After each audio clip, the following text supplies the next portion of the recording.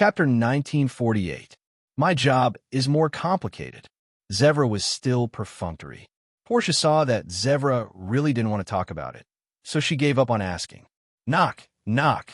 Just then, a knock on the door interrupted the two women's conversation. I'll get the door. Portia jogged to the door and opened it. Two people stood outside. One of them was wearing a hat. Hello, are you Miss Portia? I am. Who are you? Portia was very sure that she didn't know the two people at the door. If you're here to sell insurance, our conversation ends here. No, we are not selling insurance. I am Peter, the person in charge of Saint & Finance Company. I heard that Miss Portia has been a little short on money recently. Our company has recently launched a loan product that can solve Miss Portia's current financial crisis, Peter said. I'm sorry, I'm not interested. Portia rejected him without hesitation. She had studied finance in school. Of course, she also knew that there would be door-to-door financial products. Half of them were scammers, and the other half were loan sharks. Regardless of which one it was, Portia didn't want to come into contact with it. Portia was about to close the door when Peter blocked the gap with his foot. Miss Portia, the loan product we provide doesn't charge interest as long as it's within a specified time limit. Are you really not going to consider it? I know how your company operates very well. Portia smiled at Peter. There were three things in this world that absolutely should not be touched: gambling, drugs, and loan sharks. Any one of these three things could ruin a family. Loan sharks were even worse than the first two. There was at least a small chance of quitting gambling and drugs. However, loan sharks were often not something that the borrower could decide. Many people even became slaves to loan sharks for the rest of their lives, repaying money that could never be repaid.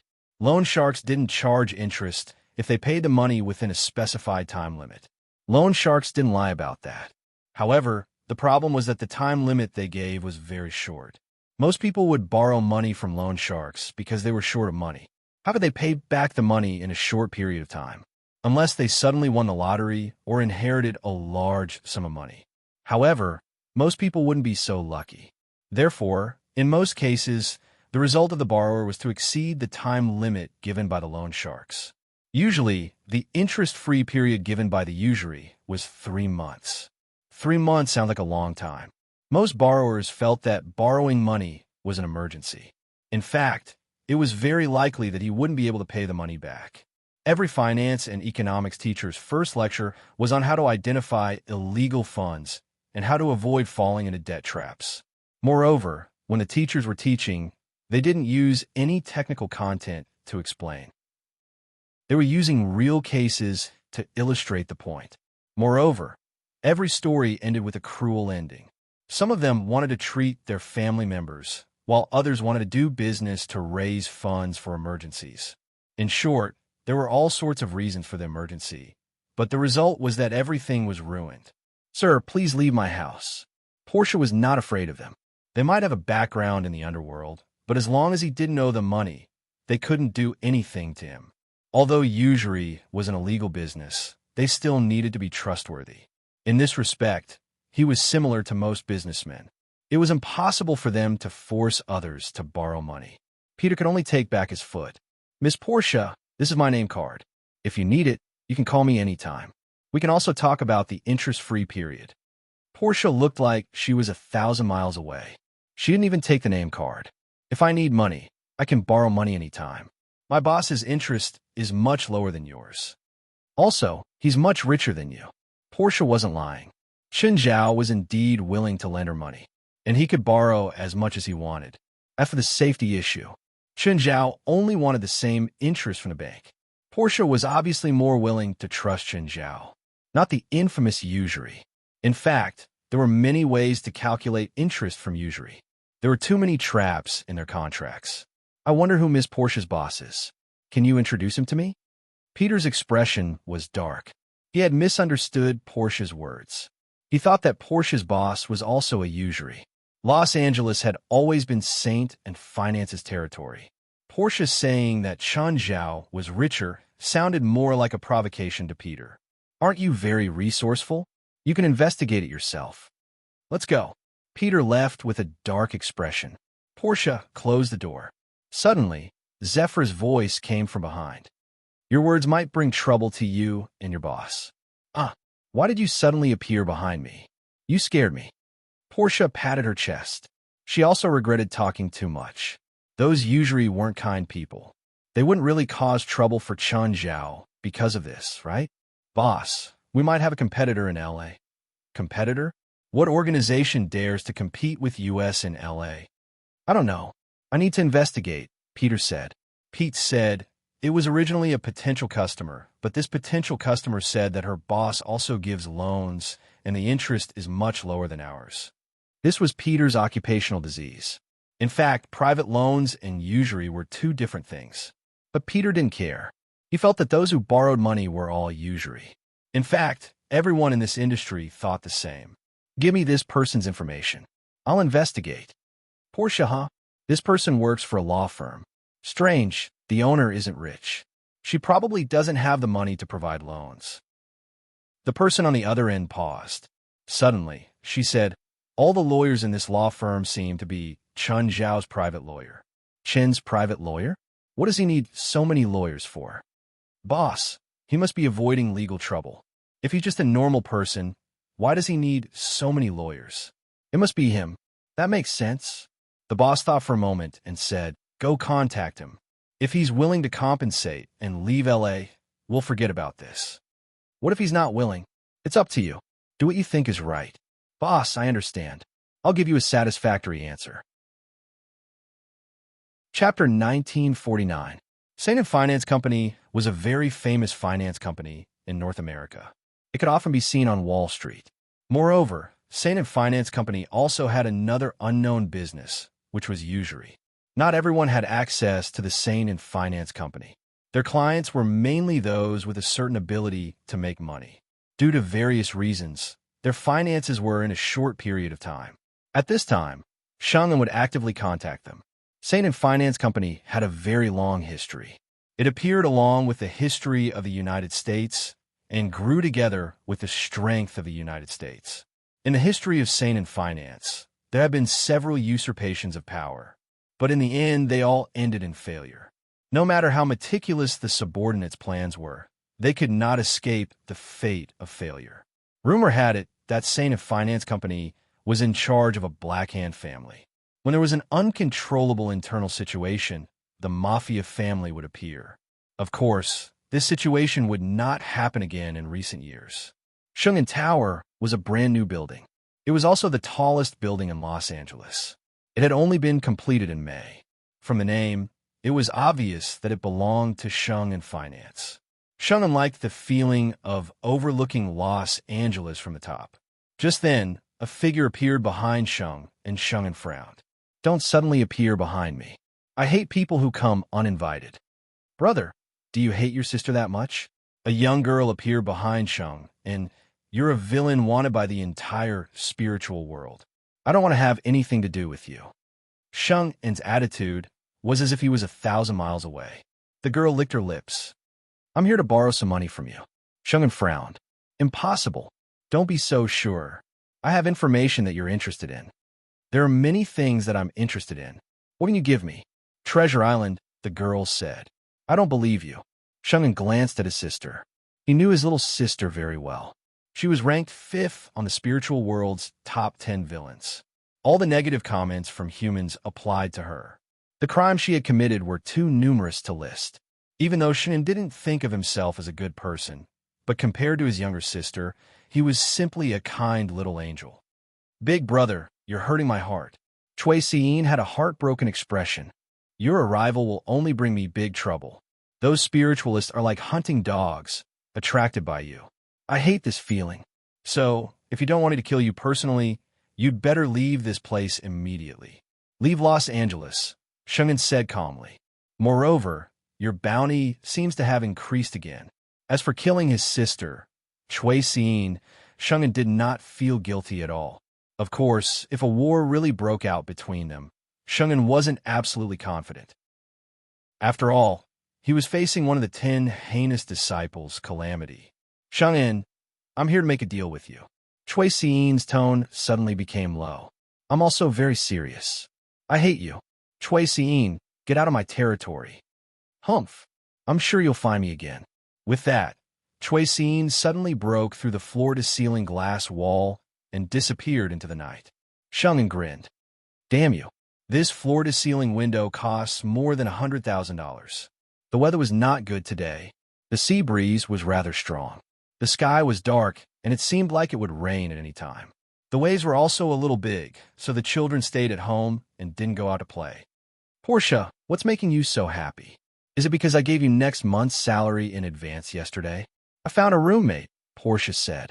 My new roommate is paying me $2,000 a month. I remember that your house is only a little more than $3,000 a month. My roommate isn't as stingy as you. Portia glanced at Chun Zhao, her face full of disdain. You better be careful with your words. Be careful, or I'll make you pay me now. The terrible weather made Chun Zhao feel rather depressed. He wasn't afraid of the waves, but he was afraid of giving a bad example to the children. After all, he was still swimming in such a storm. The children would think that if Chun Zhao wasn't afraid, they wouldn't be afraid either. Chun Zhao would occasionally ask Wright for advice. Wright was an education expert. She wasn't just the principal of a university. She had been a teacher for many years, including elementary schools, middle schools, universities, and even kindergartens and early childhood classes. Wright had told Chun Zhao that children would learn from adults. Even adults would learn some of their parents' habits, not to mention children who hadn't fully matured. Therefore, adults definitely couldn't give children the wrong example.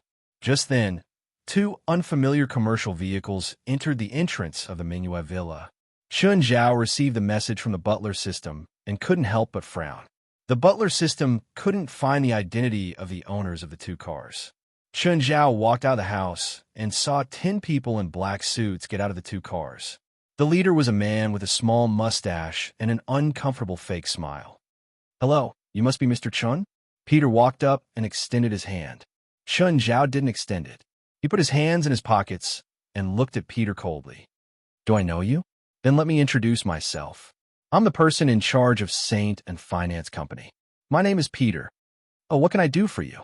I heard that Mr. Chun has the same business as us, Peter said with a faint smile. With a faint smile, Peter said, I don't think the market in Los Angeles is big, and the economic environment in the past 2 years is not optimistic, so I think Mr. Chun should go to other places to do business. Los Angeles can accommodate more people in the same industry. Of course, we will give you a satisfactory price for your business and channels in Los Angeles. Then what's your price? Chun Zhao's expression was as cold as usual. $1 million US. I think Mr. Chun will give us face, right? Slap. Chun Zhao casually slapped Peter. Go back to where you came from. Peter was stunned by Chun Zhao's slap. You dare to hit me?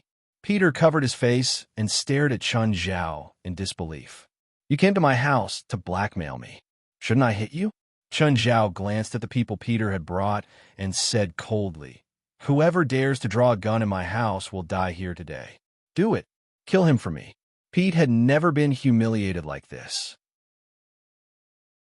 Chapter 1950. The moment the first man took out his gun, Chun had already punched him in the chest. Everyone saw that the chest of the man in black had caved in. Then, he fell to the ground, and thick blood seeped out of his mouth. The other men instinctively took out their guns. Chun grabbed a man's neck and used only a bit of strength. The man's neck was completely broken. Chun Yu suddenly stopped killing and looked at his hands in confusion. Weird. Why did I lose control of my emotions? Chun asked himself. The other men all pointed their guns at Chun. Jin glanced at the men in black. That emotion surged up again.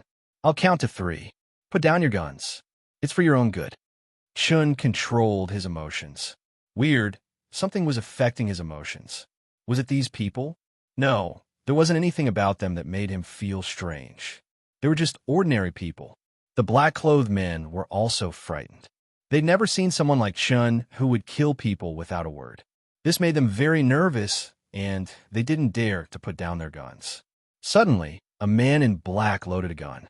But the sound of the gun being loaded stimulated Chun again. Jin instantly appeared in front of the black-clothed man. He reached out and twisted his head. The black-clothed man slowly fell in front of Jin. Chun looked at Peter. Who told you to come? And my boss. Call him here, Chen said coldly. Chen vaguely sensed that the weather seemed to have affected his emotions. No, it couldn't be considered an influence. It was more like magnifying his emotions. Peter looked at Chen hesitantly. Do you know what you're doing? Do you know who our boss is? Chen closed his eyes and took a deep breath, trying his best to control his emotions. Cut the crap. Chen wasn't interested in listening to Peter explain who his boss was. Chen didn't like this feeling. Logically speaking, Chen's spiritual power should be immune to this kind of spiritual spell. But reality wasn't like that. Chen didn't know who had cast the spell, but the spell had indeed affected him. Maybe I should get someone else to contact your boss, Jen said murderously. Just then, Portia poked her head out. She saw the dead men on the ground. Chen turned to look at Portia. Portia was shocked. She had never seen Chen's face like this. Portia, close the door and don't let the children out. Portia immediately closed the door with a grave expression. Fortunately, although Jin lost control of his emotions, he didn't lose his mind. Hurry up, my patience is running out. Pete picked up the phone. He could feel it. Chen was not joking with him. Peter dialed Saint Anne's number with trepidation.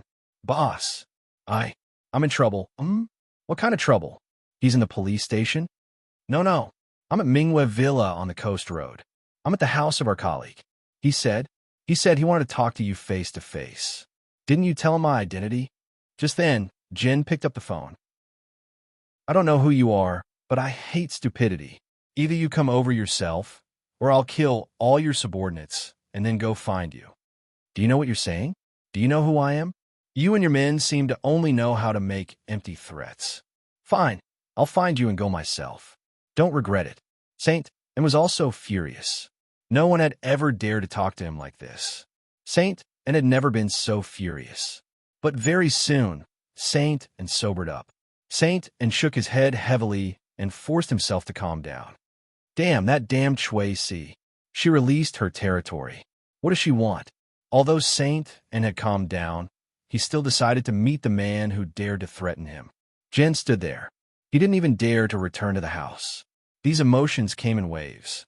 The suppressed anger would be reignited in the next moment. Pete and the people he brought were in great pain. Even though they had guns in their hands, they still felt immense pressure. It seemed that the person standing before them wasn't a human. Rather, it was a ferocious beast.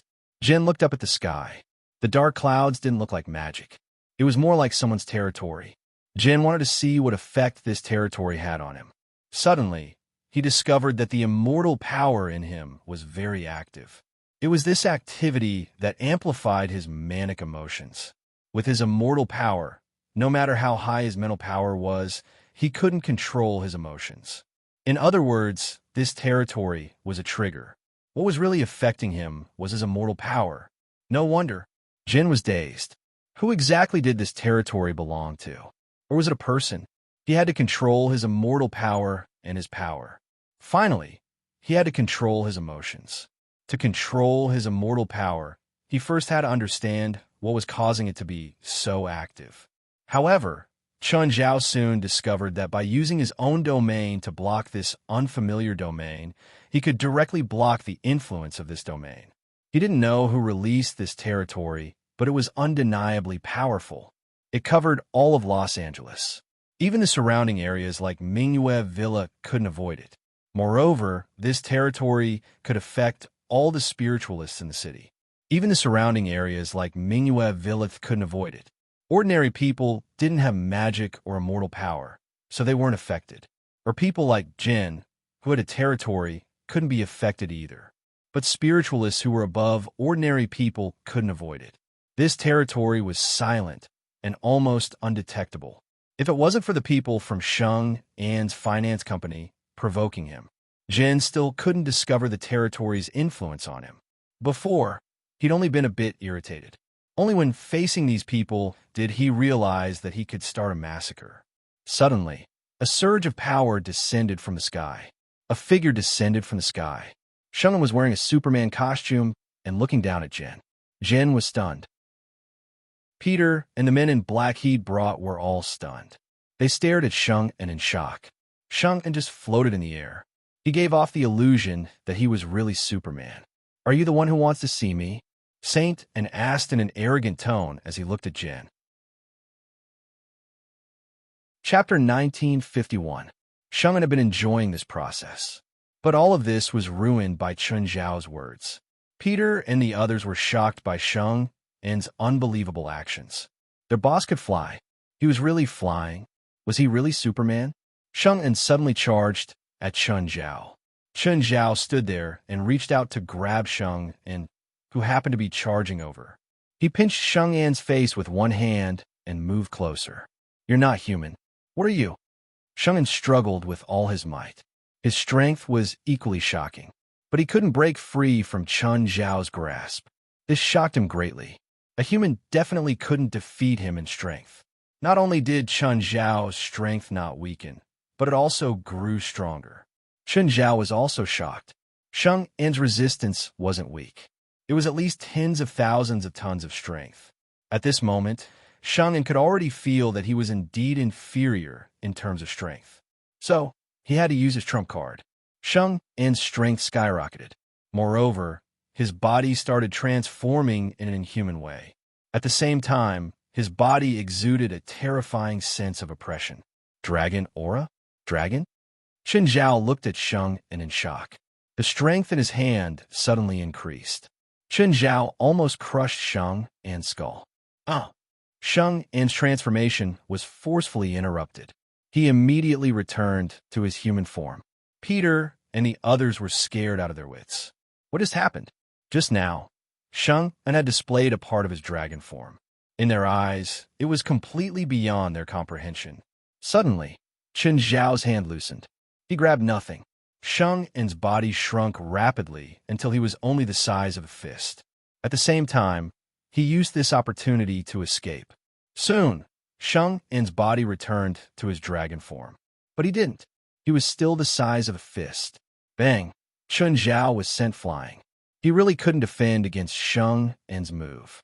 Sheng En wasn't as strong as him, but the shrinking spell didn't weaken him at all. He was still terrifying.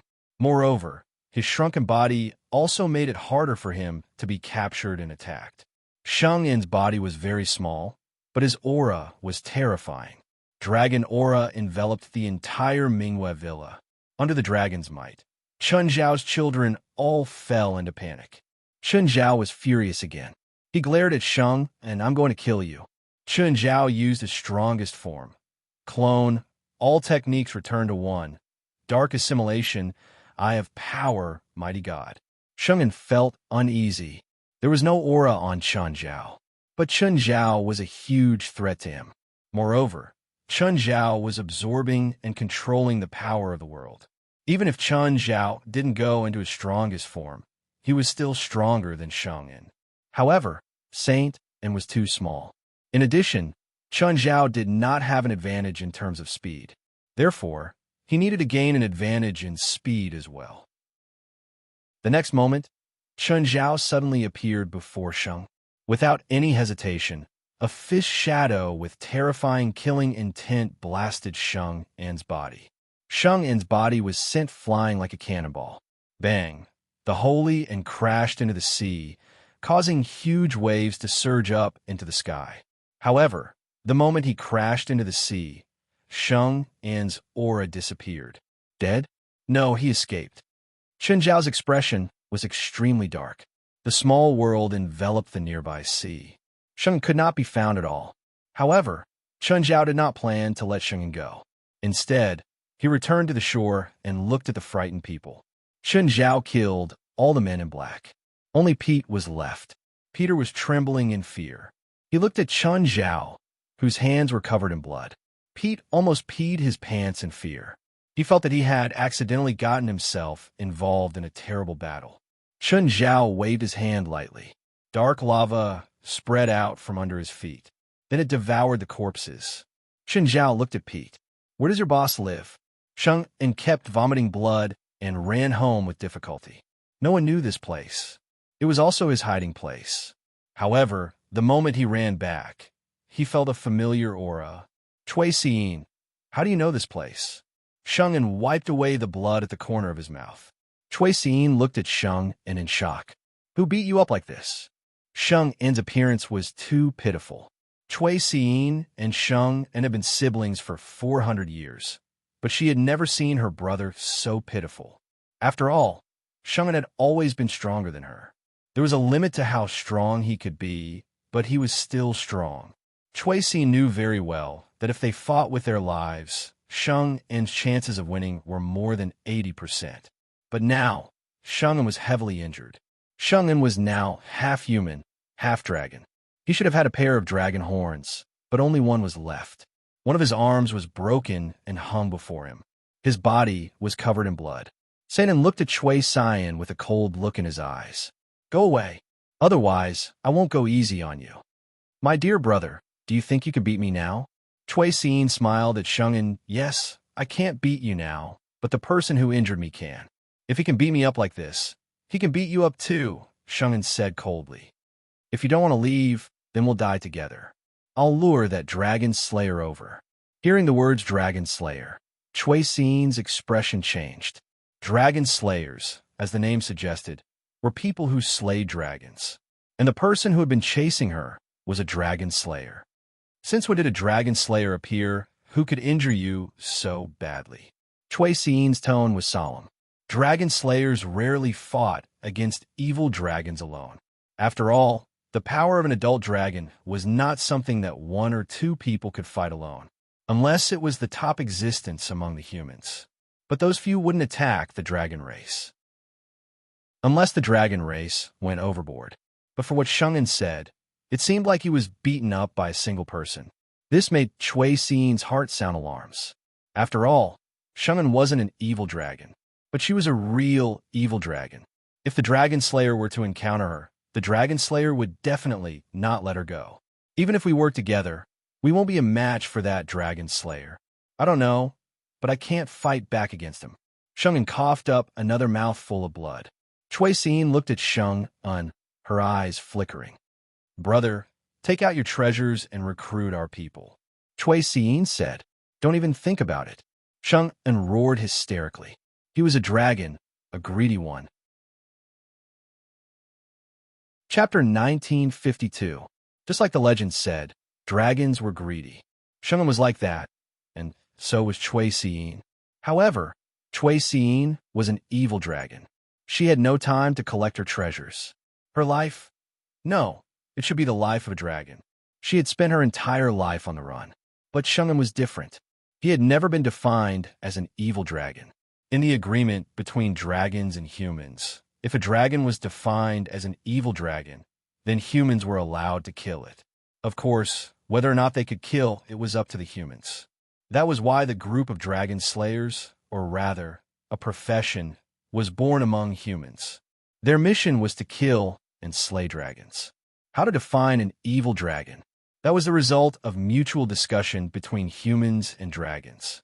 Sheng En and Chui Xian were two typical examples. Although what Sheng En did was illegal, it was still within the rules of humans. He did not actively use his abilities. Even if he was punished by human law, he could not use the power of the dragon race to harm humans. The only thing he could do was to run away. But Chui Xian was different.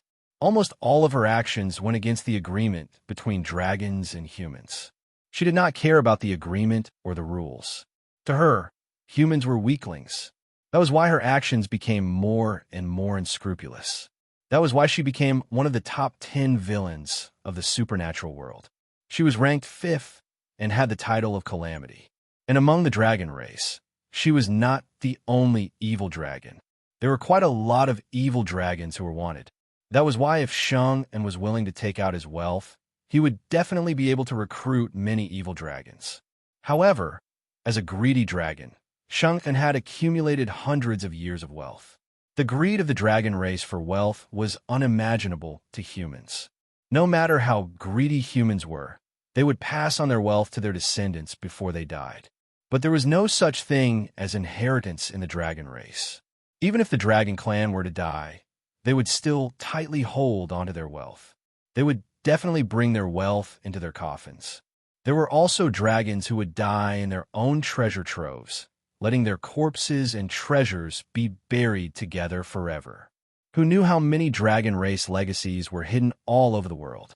Shungan was the same, or even more ridiculous. Even in the face of death, he would not give up on his wealth, recruiting evil dragons of the same race. With the greed of the dragon race, how much money would it take to satisfy the appetite of those evil dragons? He would probably have to contribute all the wealth he had accumulated over hundreds of years. If he had to take out all his wealth, he might as well just kill him. I've long known that you are here for my treasures. Don't even think about it. Don't ever think about it. Shungan gritted his teeth as he glared at Cui Xin. Cui Xin also looked at Shung and with hatred in her eyes.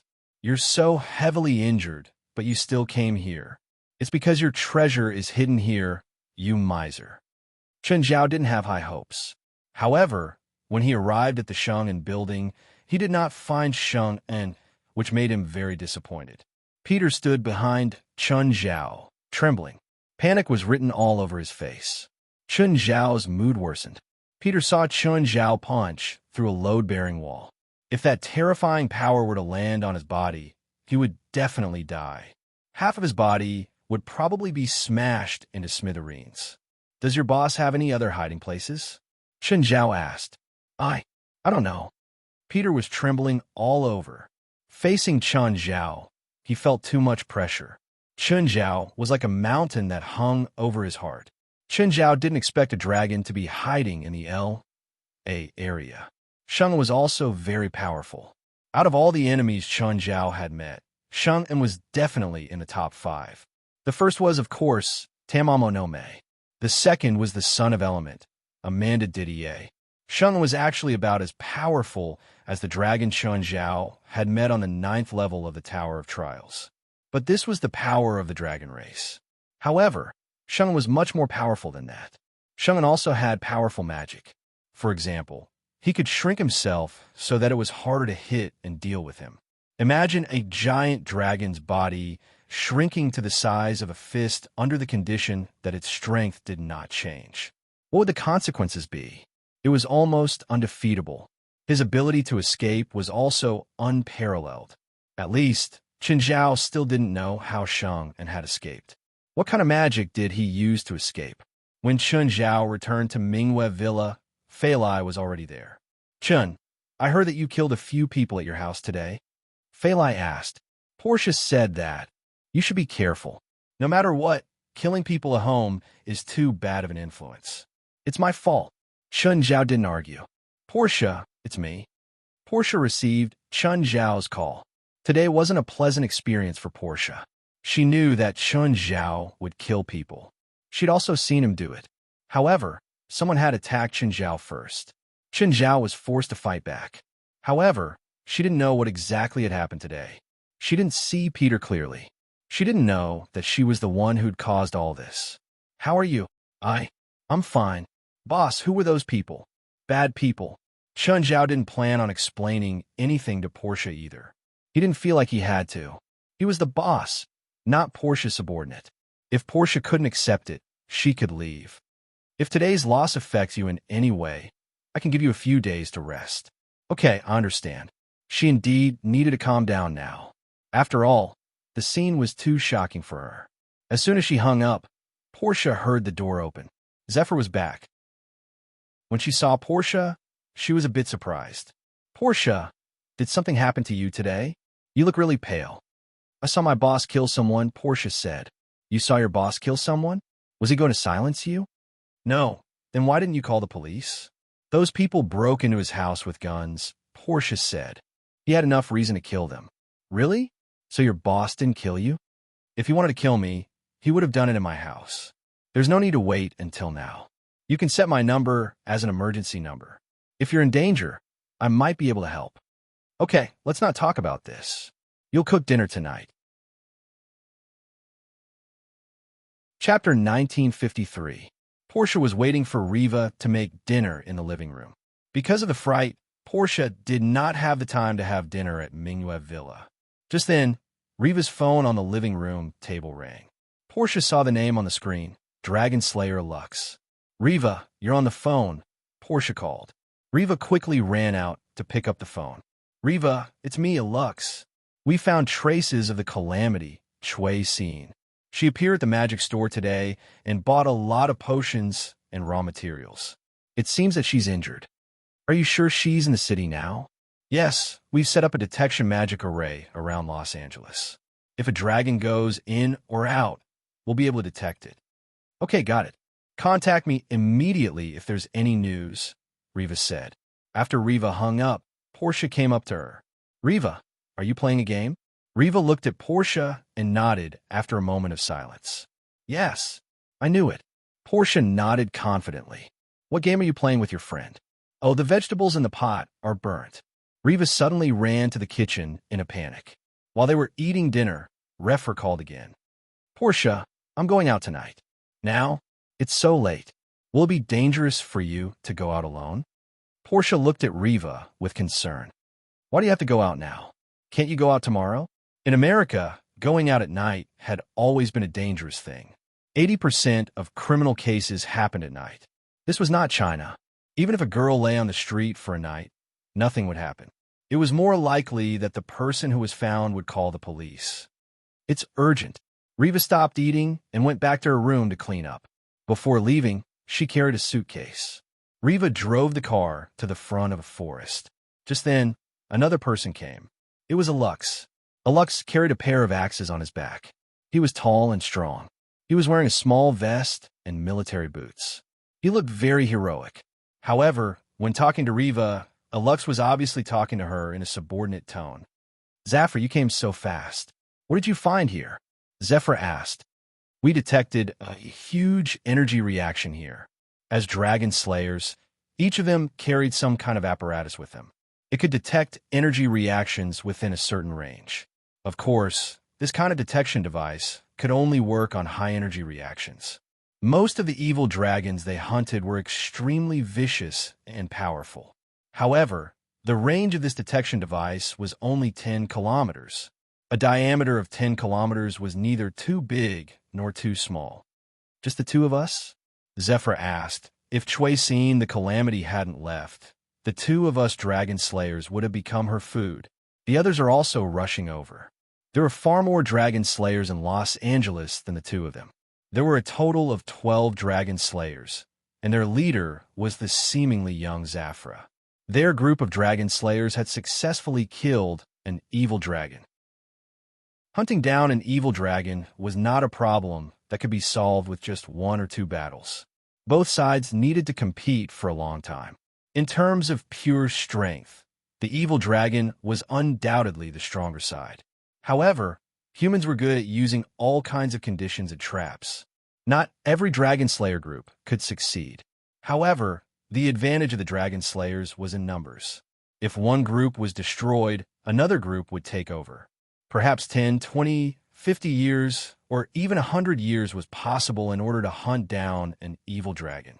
Zephyra could lead a group to kill an evil dragon. Apart from her outstanding leadership skills, it also showed that her group was strong enough. Zephyra would not undervalue herself, but she would not be arrogant either. Against any evil dragon, one could not be careless or underestimate the enemy. No matter what, the dragon slayers would always be at a disadvantage. Their only advantage was their cautiousness and perseverance. Evil dragons would get tired of carrying around after a long escape, but the dragon slayers would not. The dragon slayers were born with a lot of extraordinary experiences and training. Whether it was the spirit or the body, they had already surpassed ordinary people. From the firearms and magical equipment of humans to their own combat magic, they were all top-notch existences. Zephyra and Lux entered the forest. In the rugged mountain road, the two still walked as if they were flying, as if they were walking on flat ground. This kind of environment was not even a regular test for the two of them. The harsh environment they had experienced was the limit of humans. Just then, Zephyr suddenly stopped. Lux looked at Zephyra and asked, "What's wrong? Did you find anything? Did you find anything special about this environment?" Lux frowned and looked around. This place is surrounded by mountains and faces the sea in the southwest. It's an excellent place to grow dragon heartgrass. That's right. Zephyr nodded. This is probably a place where dragons grow dragon heart grass, and it's not Calamity Chui Seeing. It's probably another dragon. You're saying that there's a second dragon in the Los Angeles area? Dragon heart grass is a magic herb used by dragons to heal themselves, and Calamity Chui Seeing bought a lot of potions from magic stores. But she did not fight with us in Los Angeles, so it's not that she was injured. It's very likely that another dragon in the Los Angeles area was injured, so she came out to collect healing potions and magic herbs. If that's the case, we're in trouble. It's already very difficult for us to deal with Calamity Chui Seeing, and now we have to deal with a second dragon. We have almost no chance of winning. But think about it carefully. Who was the one who injured the second dragon? Who? Alux was not good at using his brain. His strength was similar to Zephyr's. But in terms of leadership, action planning, and intelligence analysis, he was far inferior to Zephyr. That was why Zephyr was the leader of the small team, not Alux. There are three possibilities. One is that the dragons are fighting among themselves, but Chui Seeing will take the initiative to find healing materials and potions, so the possibility is very low. The other is that there's another Dragon Slayer team in Los Angeles that is not weaker than us. This is the most likely possibility. What about the third possibility? Chapter 1954. We're in contact with most of the Dragon Slayer teams. If other teams come to Los Angeles, they'll probably inform us. So, if it's not the first two possibilities, there's also a possibility that there's a powerful spiritualist or individual in Los Angeles. This possibility is the lowest. After all, in the spiritual world, the only two people who are confident in going against an adult dragon are the Scarlet Church's 23rd generation Blood Mary and Huaxia's Dragon Tiger Mountain's Celestial Master Sect Zhang Tianyi. Zephyr analyzed, but they wouldn't come to Los Angeles for no reason and come here without a trace. Of course, if it's the second possibility, maybe the Dragon Slayer team sneaked in to cover up. Being a Dragon Slayer was a high-risk industry, so it was understandable that there would be confidentiality measures. Just then, the two found a huge claw mark on the ground. It's here. Zephyr stood in front of the mark. Alux squatted down and examined the huge mark. There was an irregular hole in the center of the mark. Something seemed to have been pulled out. From the marks, it's Calamity Chui Seeing. The Dragonheart grass was pulled out from here. The Dragonheart grass was like grass to the Dragon Clan. But to humans, it was a big tree. Because the situation was unclear, Zephyr felt complicated. She didn't know if it was good or bad. There was one more dragon on their mission list. If two dragons came together, a single Dragon Slayer team wouldn't be able to deal with them. But if there was another Dragon Slayer team in Los Angeles, and one that could seriously injure a dragon, that would definitely be a powerful reinforcement. Let's go. The two were about to leave. Suddenly, Zephyr and Alux's equipment sounded alarms. Not good. Something's coming. Use Shadow Cloak immediately. Shadow Cloak was used to hide all of one's aura and traces. It was mainly used to prevent the dragon's perception. Because the dragon's perception was too sharp and powerful, there was almost no chance of winning in a head-on fight. In most cases, a Dragon Slayer's first attack would be a sneak attack. Therefore, Shadow Cloak was very important. Shadow Cloak not only hid one's aura, but also all of the user's perception. This was one of the flaws of the Shadow Cloak. Normally, when a Dragon Slayer fought an evil dragon, he would lie in ambush at a predetermined location. They had no way of knowing whether the evil dragon had arrived or not, so they had to wait for others to send a signal. There were only two of them at this moment, and they weren't prepared at all. Be it in terms of equipment or mentality, they were not prepared. There is absolutely no chance of winning against the evil dragon at this time.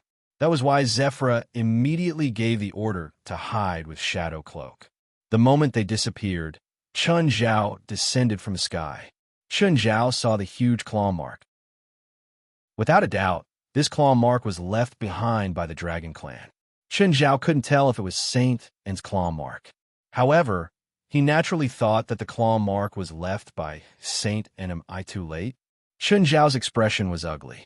There was some dragon aura left at the scene. That kind of powerful enemy would be a huge problem if they were allowed to live for another day. Therefore, Chun Zhao searched through the night. He wanted to find Sheng and as soon as possible and kill him.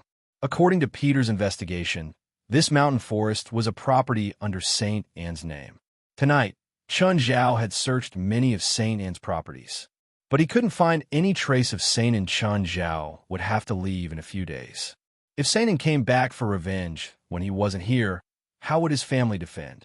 Chun Zhao's bad mood was magnified again. Looking at the forest before him, Chun Zhao destroyed it wantonly. The huge shadow of a fist smashed down with the power of the world. The terrifying shockwave directly uprooted the ground and trees in the vicinity. After the attack, Chun Zhao finally controlled his emotions and flew away. This unknown territory was really troublesome. If he wasn't careful, he would be affected by it. Chun Zhao didn't realize that his attack just now had exposed two figures from the shadows. However, the terrifying impact still seriously injured Zephyra and Alux. Their minds were a bit dazed. They couldn't find the dragon anymore. That saved them from the disaster. However, this terrifying power still shocked them and even frightened them. This definitely wasn't Calamity Chui Xiyin. It was probably a higher-level dragon. They didn't understand why the dragon was so furious and destroyed this place like this. But they were sure that they would be in trouble if they had to face the dragon. Zephyra, how are you? Very bad. I broke a few ribs. Zephyra's body was still straight, but that was just on the surface. As a dragon slayer, she wouldn't show any weakness even when she was injured. Amon is nearby. I'll tell him to come and pick us up. There's no need. That dragon might not have gone far. We can't let Amon get involved. Inform our men to retreat. If we've been exposed, we can't let our other teammates get involved. But your injury, it's fine. I won't die, Zephyr said coldly. For the next 3 days, we must not have any physical contact with our teammates. Maybe the dragon is watching us in the dark, said Zephyr with a cold face. I understand. Zephyr's heart was heavy. The situation had become more and more complicated. The dragon definitely wasn't Calamity Chui Xiyin, but a higher-level dragon. And the dragon wasn't something their team could fight against. Of course, it wasn't all bad news. That dragon might not be an evil dragon, and it might not be their enemy. But now, she could only comfort herself like this. After all, they were facing an enemy that they couldn't defeat at all. Deep in the night, Portia was sleeping soundly when someone knocked on the door. In her pajamas, Portia opened the door in the dark. Just then, she saw Zephyr leaning against the door frame. She was covered in dirt. Her face and clothes were also covered in wounds and blood. Ah, Zephyr, what's wrong? I'm fine. Can you help me in? Zephyr asked weakly. She'd been holding on all the way. When they reached the door, she still revealed her weakest side. Chapter 1955. Portia hurriedly helped Refer back into the room. Bear with it. I'll call an ambulance. Don't call an ambulance. I'm fine, Refer said with difficulty. Why? You're hurt like this. Portia looked at Refer anxiously. I said I'm fine. Help me into my room. Portia helped Refer back into the room. Zephyr said in a weak voice, There's a bottle in my desk drawer. Bring it to me. Portia opened the drawer. There was a bottle of white liquid inside. However, there was no brand on it. Portia didn't know what kind of medicine it was. Portia brought the bottle to Refra, hesitating whether to give it to her or not. Refra, are you sure the liquid in the bottle is drinkable? I think it's best to find a professional doctor. I know what I'm doing. Even in her weakest state, Refra was still very conscious. Okay. Portia handed the bottle to Refra. Refra opened the bottle and drank the white liquid in one gulp. The liquid in the bottle could only temporarily relieve her injuries. She had other medicines, but most of them could only be used when she was in real danger. She couldn't use them now. Portia was still worried. After a long hesitation, she said, Refra, our boss, is a doctor. I'll ask him to take a look at your injuries. Don't worry, our boss won't tell anyone about your injuries. Refra also hesitated for a while, but she finally nodded. Okay. Portia immediately called Chun Zhao. Portia, give me a reason not to kill you. Chun Zhao's tone was rather nasty. Do you know what time it is? Boss. There's a problem at home. My roommate is hurt. Send her to the hospital if she's hurt. Why are you calling me? Aren't you an illegal doctor? Then, I want to hire you now. Huh, Portia, do you know how much I get paid? How much? Including the price for disturbing my sleep, I'll give you a discount. $2 million. Portia's voice immediately became sharp and resounding. Are you crazy? How could anyone pay such a high price? You know that $2 million might not be enough to hire me. If I don't know you, you'll have to pay more. I don't have that much money. You can pay on credit. Write me an IOU. I have no money, Portia said angrily. All right then, I'm going to bed. Good night. Boss, I'm really in a hurry. We'll talk tomorrow. With that, he hung up. Portia angrily smashed the phone on the floor. Bastard, bastard, bastard, this bastard. After venting her frustrations, Portia picked up her phone again. Good, I didn't break the phone. Portia looked at Zephyra apologetically. Zephyra, I'm sorry. That bastard refused to come. It's okay. Take a rest first. I'll call the boss in the morning, said Portia. All right. Portia looked at Zephyra. Zephyra didn't even close her eyes and just laid there weakly. Portia, take a nap. I'm not used to sleeping at a time like this. As a dragon slayer, Zephyra had been injured many times. Every time she was injured, she would stay awake the entire time. She would never allow herself to fall into a deep sleep. Portia couldn't understand. Why didn't she sleep with such a serious injury? Why didn't she call a doctor? Zephyra, who hurt you? Are you sure we don't need to call the police? I said it's okay. I fell and hurt myself, Zephyra said calmly. Fell and hurt? Portia looked at Zephyra.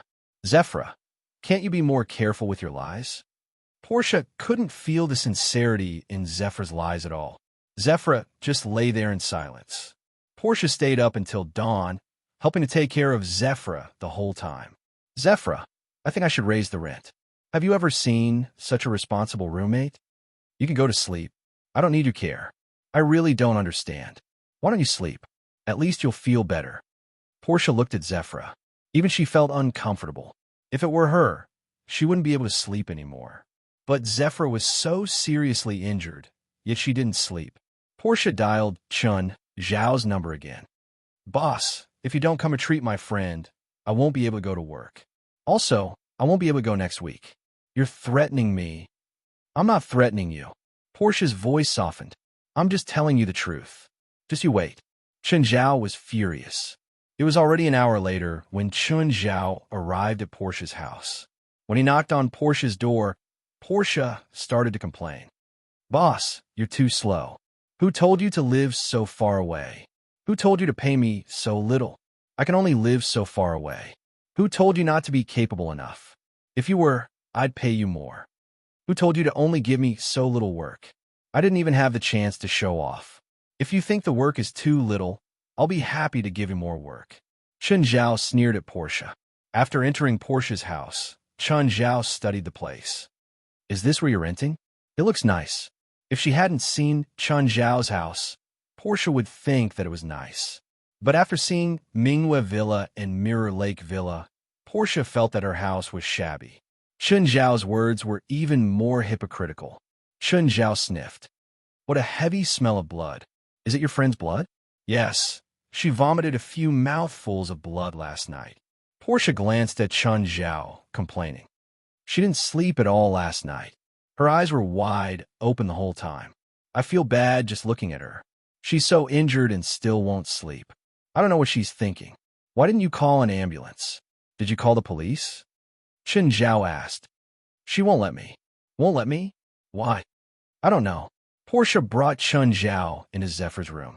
However, the room was empty. There was no one on the bed. Suddenly, Chun Zhao saw Zephyra hiding behind the door. Zephyra attacked him from behind. Without any hesitation, Chun Zhao threw Zephyra over his shoulder, throwing her heavily to the front. Chapter 1956. She smashed the table and fell to the ground, spitting out blood continuously. Boss, what are you doing? I asked you to heal Zevra, not to kill her. Chun Zhao just stood there. She attacked me first. Zephyra kept vomiting blood, but her strong willpower was still supporting her. What are you doing, Riva? This is my boss. I asked her to treat you. Riva was a person's habit, even if it was someone Portia had called. She was also used to testing after subduing someone. She was even on guard against Portia. Even if she was injured, a normal person might not be her match. Moreover, she had deliberately planned a sneak attack. She had thought that it would be a sure thing. However, not only had Chun Zhao discovered her sneak attack, he had even counterattacked. This made her wonder if she was really too weak. She couldn't even beat a normal person. Chun Zhao stood there with his arms crossed. Do you still want treatment? If not, I'm leaving. Also, she doesn't look like she needs treatment. She can actually sneak attack me. Looks like she's quite lively. Boss, she keeps spitting out blood. She looks like she's about to die. Hurry and take a look at Riva. Are you sure she won't attack me again? I'm sure. I'm very sure. Are you right, Riva? Sorry. Riva snorted coldly. Okay, lie back on the bed. I'll take a look. With Portia's help, Riva lay back on the bed. Chun Zhao sat on the edge of the bed. Is it okay to take off your shirt? Yes. Riva nodded slightly. Even though she was in so much pain, she still controlled herself and maintained her rationality and vigilance. Chun Zhao pressed on Riva's chest. Her ribs are broken. Riva wiped away the blood at the corner of her mouth. You broke one. You're in good spirits. You still have the energy to argue with me. How did you get injured? Other than the injuries I caused. I was injured, Riva said. What do you do? Agent? Mercenary? Killer? Or an undercover police officer? Zephyr remained silent. Chun Zhao did not care if she answered his question or not. Your second broken rib on the left pierced into your lung, Chun Zhao said. If you're willing, I could do a small surgery for you now. Sure. This is an anesthetic. I don't need anesthetics, Zephyr said coldly. Are you sure? This kind of pain is extraordinary. I will cut open the skin on your chest and use bioglue to repair your lungs. Zephyr still had that cool expression on her face as she said, no problem. Zephyr, you have to think this through. This is an operation. How can it be done without anesthetics? Portia also tried to persuade her. I said, no problem. You can do it. Let me make this clear. Although this is a minor surgery, in your condition, you might die from the pain. If you die, don't blame me. I understand. Chun Zhao looked at Portia. Are you sure it's okay? Let's do it. Since Zephyr said so herself. Chun Zhao took out an alcohol bottle. After smearing it evenly on Zephyr's chest, he took out a scalpel.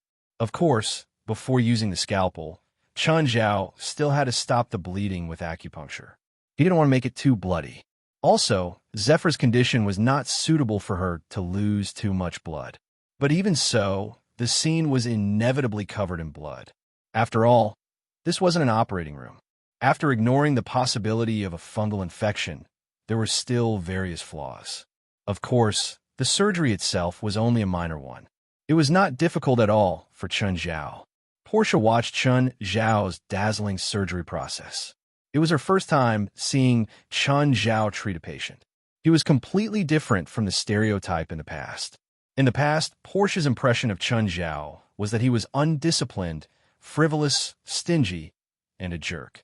But now, Chun Zhao was unprecedentedly serious. Every movement was as smooth as flowing water. From cutting open the abdomen to stitching up the wound, the entire process only took 10 minutes. But for Portia and Zephyr, it felt as long as a century. Chun Zhao looked at Zephyr, who was still conscious. He was astonished by Zephyr's tenacious willpower. He had never seen such a stubborn, ordinary person, and a woman at that. The woman did not make a single sound during the operation. After all, Chun Zhao had made a hole in her chest just now. But even though she was trembling from the pain, she still maintained absolute silence. Even Chun Zhao himself could not do this. This made Chun Zhao more interested in Zephyr. It's done. Take an antibiotic every morning, afternoon, and night. The stitches will take 3 days to remove. Is Zephyr done?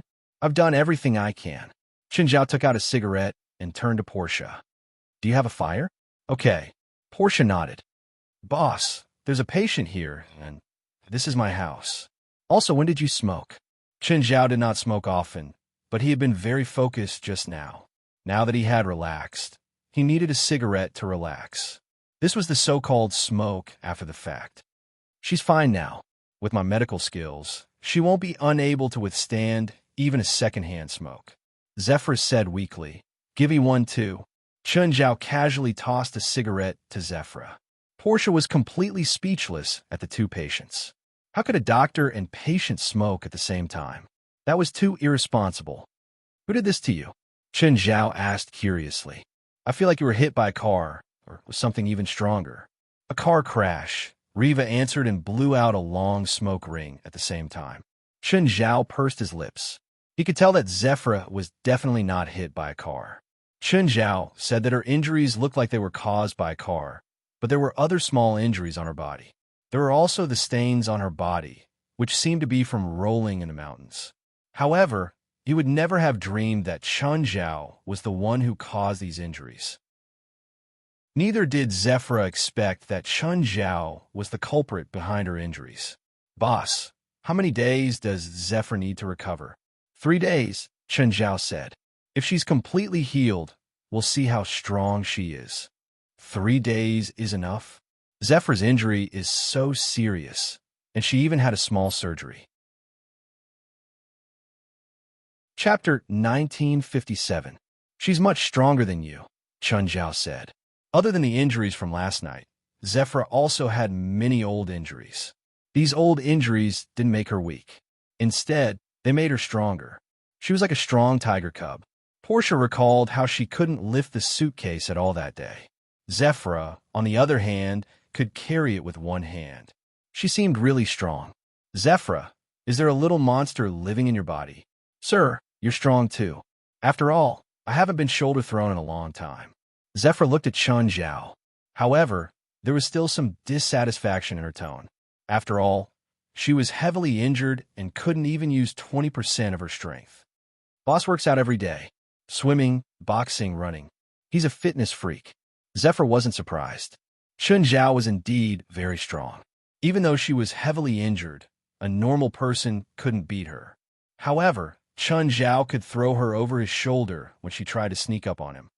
After I recover, I'll compete with you again, Zephyr said, dissatisfied. Zephyr, you can't beat Boss. He can kill more than a dozen armed bandits by himself. Zephyr ignored Portia's advice. She muttered to herself that she could do it under normal circumstances too. Although the Dragon Slayers were determined, they more or less had some character flaws. For example, Zephyr had been treated as a genius or a monster among her peers since she was young.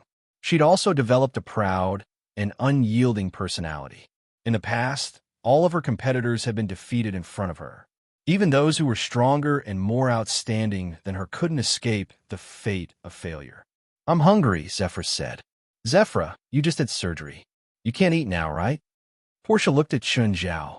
She can eat if she wants. It's fine as long as she doesn't eat stimulating food. Plus, she was injured in her lungs, not her stomach. Okay, I'll go get some food. Portia looked at Chun Zhao. Boss, do you want to eat something? Every day, you're the one who freeloads off me. This time, I'm going to freeload off you too. Boss, I don't have much food in the fridge. Portia knew how big Chun Zhao's appetite was. In her eyes, Chun Zhao was just a moving rice bucket. There was no limit to his appetite. Portia had no choice but to take out all the ingredients in the house. Moreover, she doubted that with so many ingredients, Chun Zhao wouldn't even be 30% full. Very doubtful. Although Chun Zhao had said that Zephyr would need 3 days to get out of bed, Zephyr still needed 3 days. However, Zephyr did not have that many scruples. Even though he was sweating profusely from the pain, he was still jumping around on the ground. At the dining table, he stuffed himself with food, especially after seeing how much Chun Zhao ate at the dining table. Zephyr actually had the idea of competing again. He didn't care if he could overeat right now. She learned how Chun Zhao ate. Chun Zhao finished the steak in 10 seconds. She also finished the steak in 10 seconds. Chun Zhao finished the salad in 10 seconds. She did the same. Portia didn't even have a chance to pick up her chopsticks. The two moving rice buckets devoured the food on the table at an astonishing speed. Zephyr soon realized that she really couldn't beat Chun Zhao.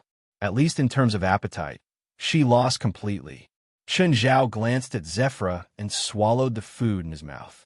You can't let yourself eat too much. He could roughly estimate how much Zephyra could eat. Zephyra's normal appetite was about the same as an adult man's. If she forced herself, she could at most eat the food of 2 men. She definitely couldn't eat any more. One had to know that one's stomach could really burst from overeating. Zephyra wiped her mouth unwillingly. I'm not in a good condition today. I usually eat more. Zephyra looked at Chun Zhao's astonishing appetite and eating speed. She actually knew that even in her best condition, she wouldn't be able to eat more than Chun Zhao. Chun Zhao had already eaten the food of 2 people. In less than 30 seconds, he completely devoured a roast chicken. Moreover, he still didn't plan on stopping. He was still devouring the food like a tornado.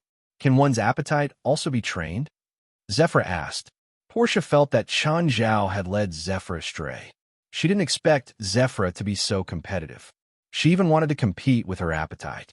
The more you exercise, the more you eat, Chun Zhao said. Of course, after training, if your stomach gets used to expanding, it can expand by 10 times, but normal people don't recommend it. After all, it's not healthy. Zephyra only heard the first part. She didn't hear Chun Zhao's suggestion at all. This was Zephyra's personality. Even if it was a meaningless thing like appetite, she still wanted to be first. How do you usually train? Zephyra asked. If you're free in the morning, do 2 triathlons first and 3 at night to help digestion. Also, do some anaerobic exercise. Anaerobic exercise uses up the most stamina. I prefer diving without equipment, Zephyra said. How long can you dive for? Should surpass the world record. About half an hour, Chun Zhao said casually. Currently, the world record for diving without equipment was 20 minutes and 21 seconds. Portia stared at Chun Zhao in shock. She'd indeed seen Chun Zhao dive before. He often dove into the sea and then disappeared for a long time. Zephyra thought about it. Her diving ability was close to the world record. It seemed that she'd lost to Chun Zhao in diving again. Zephyra secretly encouraged herself. She had one more item to beat Chun Zhao. Zephyra pretended to be calm. Very good. What's the depth of your diving equipment? If you want to compete with me, it's meaningless, Chun Zhao said calmly. Chun Zhao's breathing system was basically non-human. It had also evolved and could absorb oxygen and water. He was an enhancer, and his body was countless times stronger than normal people, so water pressure was also meaningless to him. He also had the ability to control water, so he could dive even the deepest trench in the world like it was flat ground. Even a Mariana Trench, a deep sea where even microorganisms couldn't survive, Chun Zhao could dive like it was flat ground. How much? Zephyra asked, unconvinced. Did you reach the world record? Zephyra thought about it and looked up at Chun Zhao. Did you surpass the world record? Chun Zhao nodded. A lot. Chapter 1958. Zephyra was very hurt. In terms of diving depth, she was still far from the world record. The duration of diving was related to the capacity of one's lungs, while the depth was related to one's physical strength. Of course, this did not mean that the world record holder was better than Zephyra. It also involved skills and endurance. That kind of world record was the result of countless attempts, and the final result was obtained. Portia was not surprised at all. Anyway, she often saw Chun Zhao swim. There was no doubt about Chun Zhao's swimming ability. Moreover, Chun Zhao's entire family was astonishingly good at swimming, especially Jerlin and Feilai. Feilai was a member of the coastal rescue team. Plus, Chun Zhao's monstrous motor skills. Thus, Portia was not surprised by any of Chun Zhao's athletic abilities. Zephyra, I told you, don't think about beating boss in fitness and sports. He's really unbeatable in this aspect. I saw with my own eyes how he crushed those robbers who attacked him. Portia hated Chun Zhao to the core, but she trusted him completely in this aspect. She really did not think that there was anyone stronger than Chun Zhao in this world. However, she did not expect her words to ignite Zephyra's competitive spirit. I'm not in a good state right now, Zephyra said, unconvinced. When I recover, I can do it too. This meal is really uncomfortable. Chun Zhao picked up a tissue and wiped his mouth and hands. I don't feel anything at all. Portia's eyes were filled with resentment as she stared at Chun Zhao. Boss, this is half a month's worth of food. You ate half a month's worth of food. You ate quite a lot at my place, too. What's wrong with just eating one meal from you? Also, it's so uncomfortable. You can't even stimulate my appetite. Chun Zhao stood up and said, I'm going back. Also, remember to come to work in the afternoon, or I'll deduct your salary. Boss, I still have to take care of Zephyra. I don't, Zephyr said indifferently. Zephyra, how can you be like this? You should say something for me. I'm telling the truth. I don't need your care. Boss, I'll go with you. I can even save my gas money. Then how will you come back? I won't lend you my car. I can pay for your car's gas, right?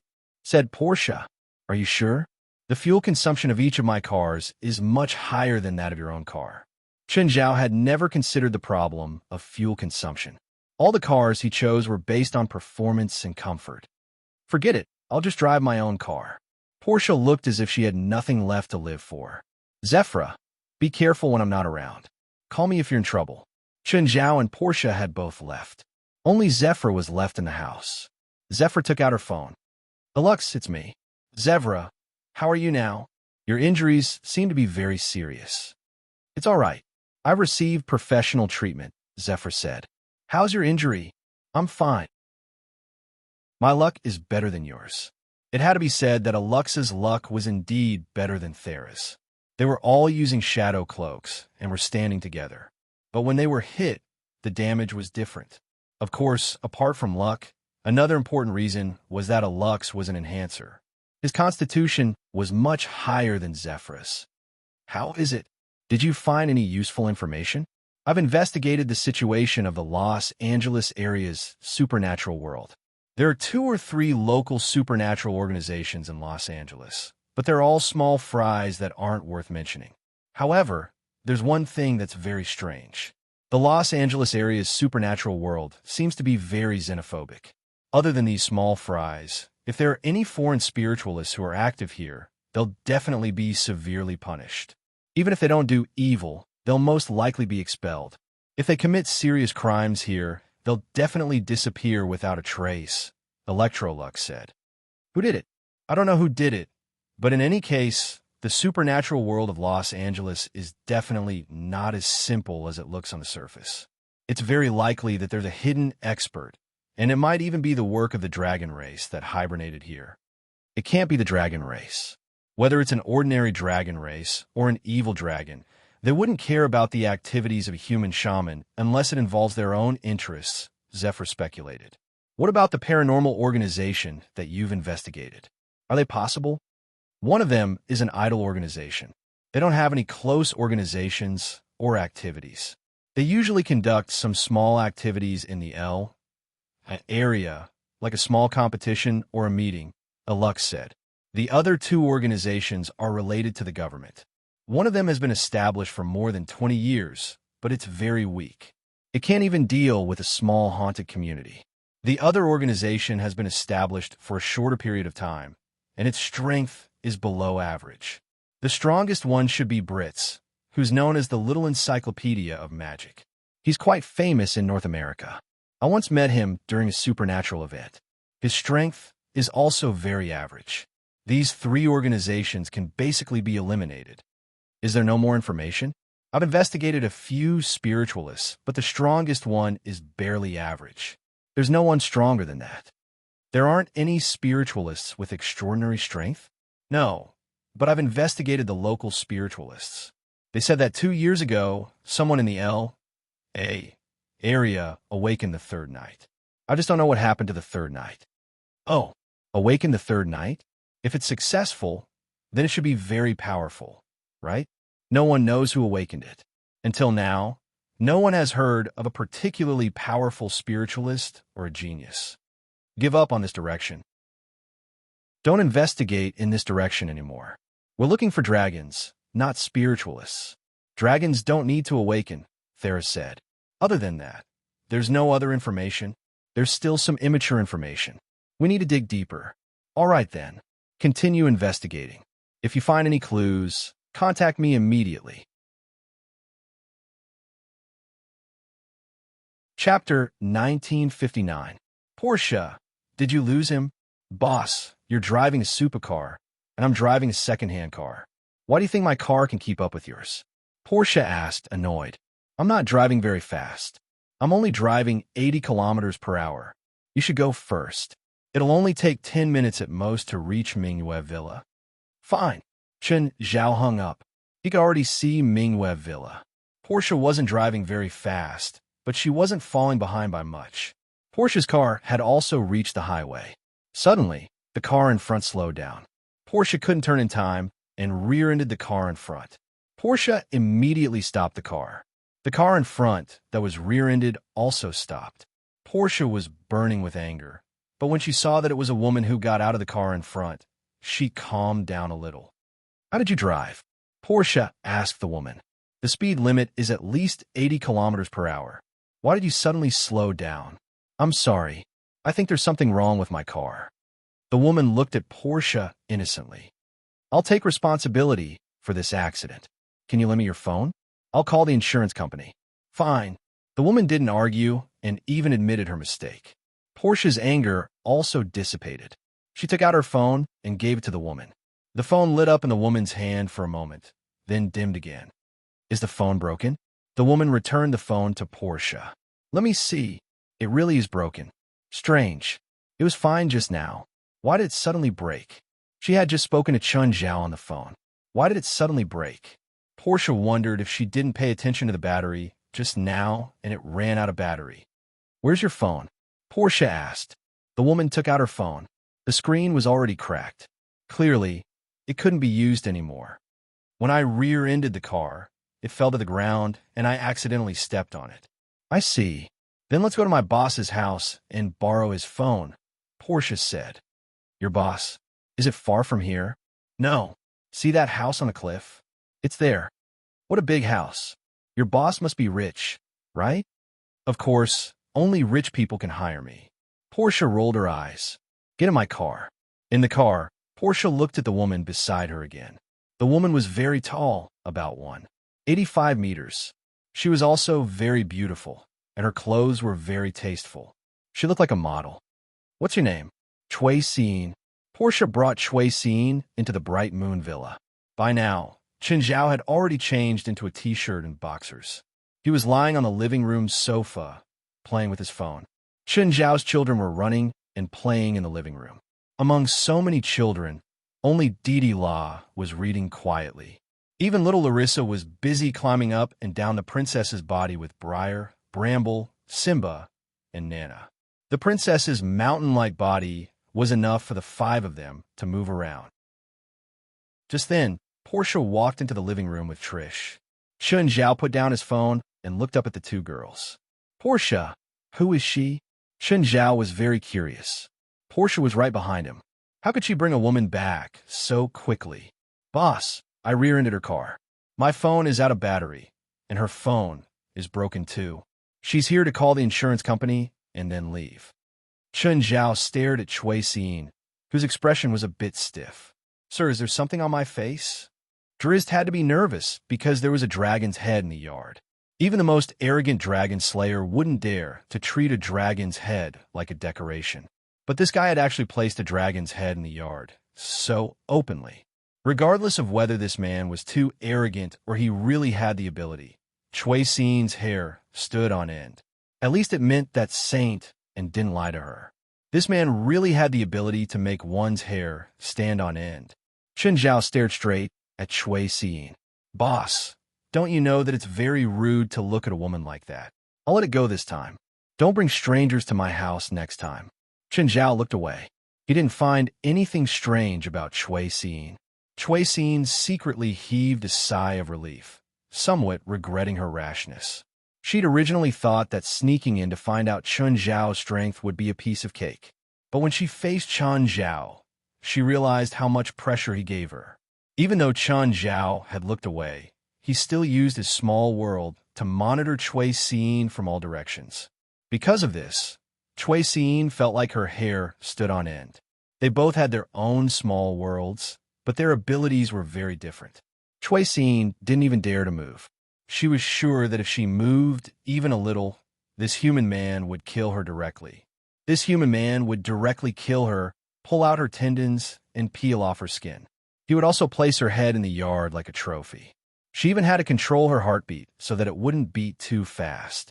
After a while, Chui Xin finished her call and Portia saw her off. Chui Xin didn't even say goodbye to Chun Zhao. She hurriedly left Mingyue Villa. Chun Zhao suddenly jumped up from the sofa. There was something wrong with that woman. The ring that the woman was wearing was different from the one he was wearing, but it was definitely the same as his magic ring. It was used to suppress aura. Chun Zhao hurried to the entrance of Mingyue Villa and saw Portia return. "Boss, why did you come out? Where's that woman?" "She left. What do you want to do to her?" "Boss, you already have a child with Miss Fei Lai. You better control yourself." "What nonsense!" Chun Zhao's expression darkened. It seemed that he wouldn't be able to catch up to that woman. "Don't bring strangers to Mingyue Villa in the future," Chun Zhao said. Portia pouted. "Boss, didn't I stop you from making mistakes? Do you have to be so stingy?" "That woman isn't a good person. You don't look like a good person either," Portia said bluntly. "Let me have a look at your phone." "What's wrong with my phone?" Portia handed it to Chun Zhao. When Chun Zhao took the phone, he indeed felt a magical aura from it. But as he took the phone, the magical aura was dispelled. He turned it on again, and the phone lit up again. "That woman tampered with your phone. She purposely entered Mingyue Villa." Chapter 1960. Portia was stunned. She still didn't really believe him. But the phone in Chun Zhao's hand did light up. "You said she did something to my phone. How did she stop my phone from turning on?" "You won't understand such high-tech work," Chun Zhao said in disdain. Portia didn't believe that Chun Zhao was talking about advanced technology. Chun Zhao's understanding of the high-tech appliances and equipment in the house was even lower than Portia's. How could Portia believe that Chun Zhao knew more about technology than her? "Boss, is there really a problem with that woman?" "Yes." Chun Zhao nodded. "Then what does she want to do? Sneak into Mingyue Villa to set off a bomb?" "I don't know," Chun Zhao said. "They're probably here to ask about my family." Chun Zhao's head hurt. These were troubled times. All sorts of people had popped up. Furthermore, he was too careless. Even if he didn't notice that woman's mistake earlier, he wouldn't be able to do so. Just from the coincidence of her rear-ending Portia, he should have guessed that there was something wrong with her. The Empress Dowager herself was slow to realize it. Chun Zhao was annoyed. Next time, he would definitely not be careless. As long as there was the slightest bit of doubt, he would make his move. Why did he care so much? He was not a good person. Anyway, this time, Chun Zhao was sure that this person was a bad guy. Sheng and was currently soaking in a container. However, after Chui Xin returned, Sheng opened his eyes. Although Saint and accepted Trish's help. However, this did not mean that he trusted Chui Xin, even if Chui Xin was his sister. Sheng was always on guard against Chui Xin. Although they were separated by the container, Sheng could still see Chui Xin's expression. "You seem to have run into something bad. Let me guess what it is." Sheng spoke from within the container. But the strange thing was that he could actually speak in the liquid. "You disguised yourself as an ordinary person and snuck into that human's house, and were almost discovered, right?" Sheng knew Chui Siuet too well. Whether it was from the perspective of human morality or from the perspective of the dragon race, she was an extremely evil dragon.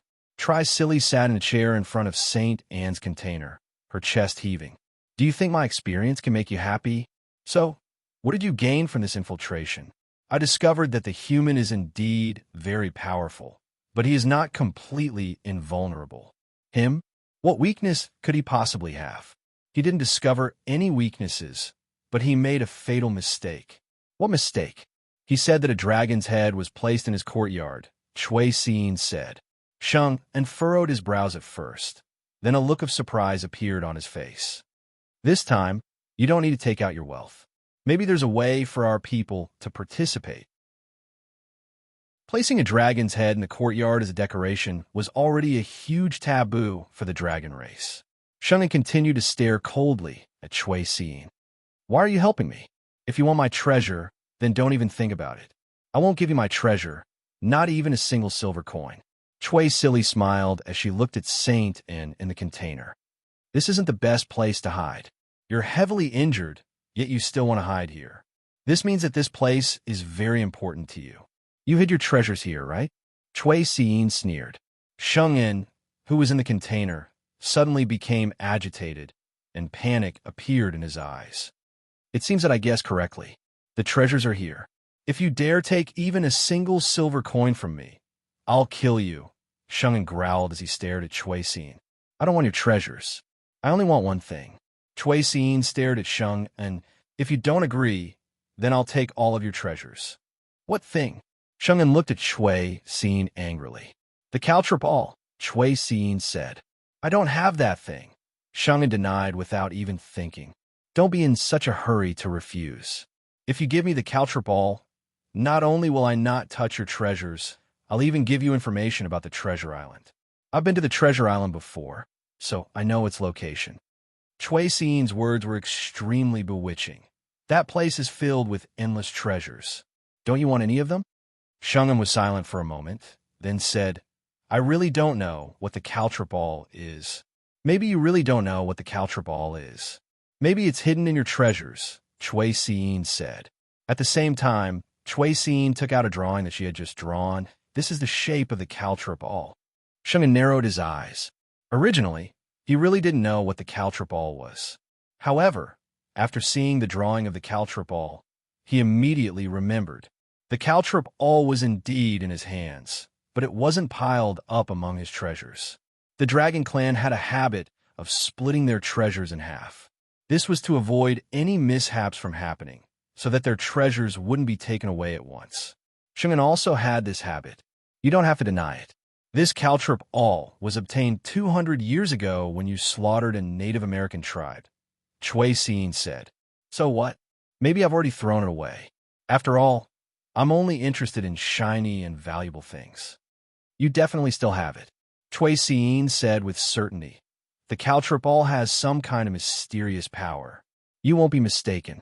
Even if you can't tell what the caltrip all is for, you won't throw it away easily.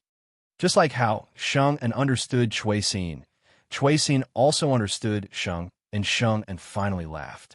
He finally felt that he had the right to speak. What's the caltrip all for? Sheng En was indeed as Chui Xiyin had thought. Although he didn't know what the caltrip all was for, he could still feel the power it contained, so he still kept it. With his vision and experience, he had experienced this many times. Something that seemed useless at first would eventually be found to have great value or use.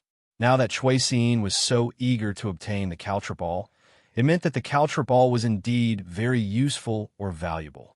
Otherwise, Chui Xiyin wouldn't be unmoved by the treasures she had hidden in the manor.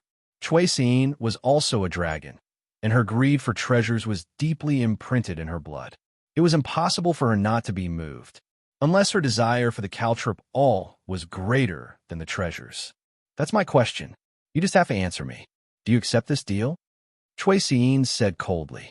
Before I figure out what the caltrip all is for, I won't accept this deal. Chapter 1961. Chui Xiyin cursed. That's a part of the artifact created by the Mayan civilization, Chui Xiyin said. Artifact. Sheng En couldn't help but look greedy. Think about it. Do you want to use this divine artifacts component to exchange for information about the treasure island, or do you want to say that you won't get anything? Not only will I kill you, but I'll also take away the treasures you've hidden here. As for your secret treasure, I'll definitely find it.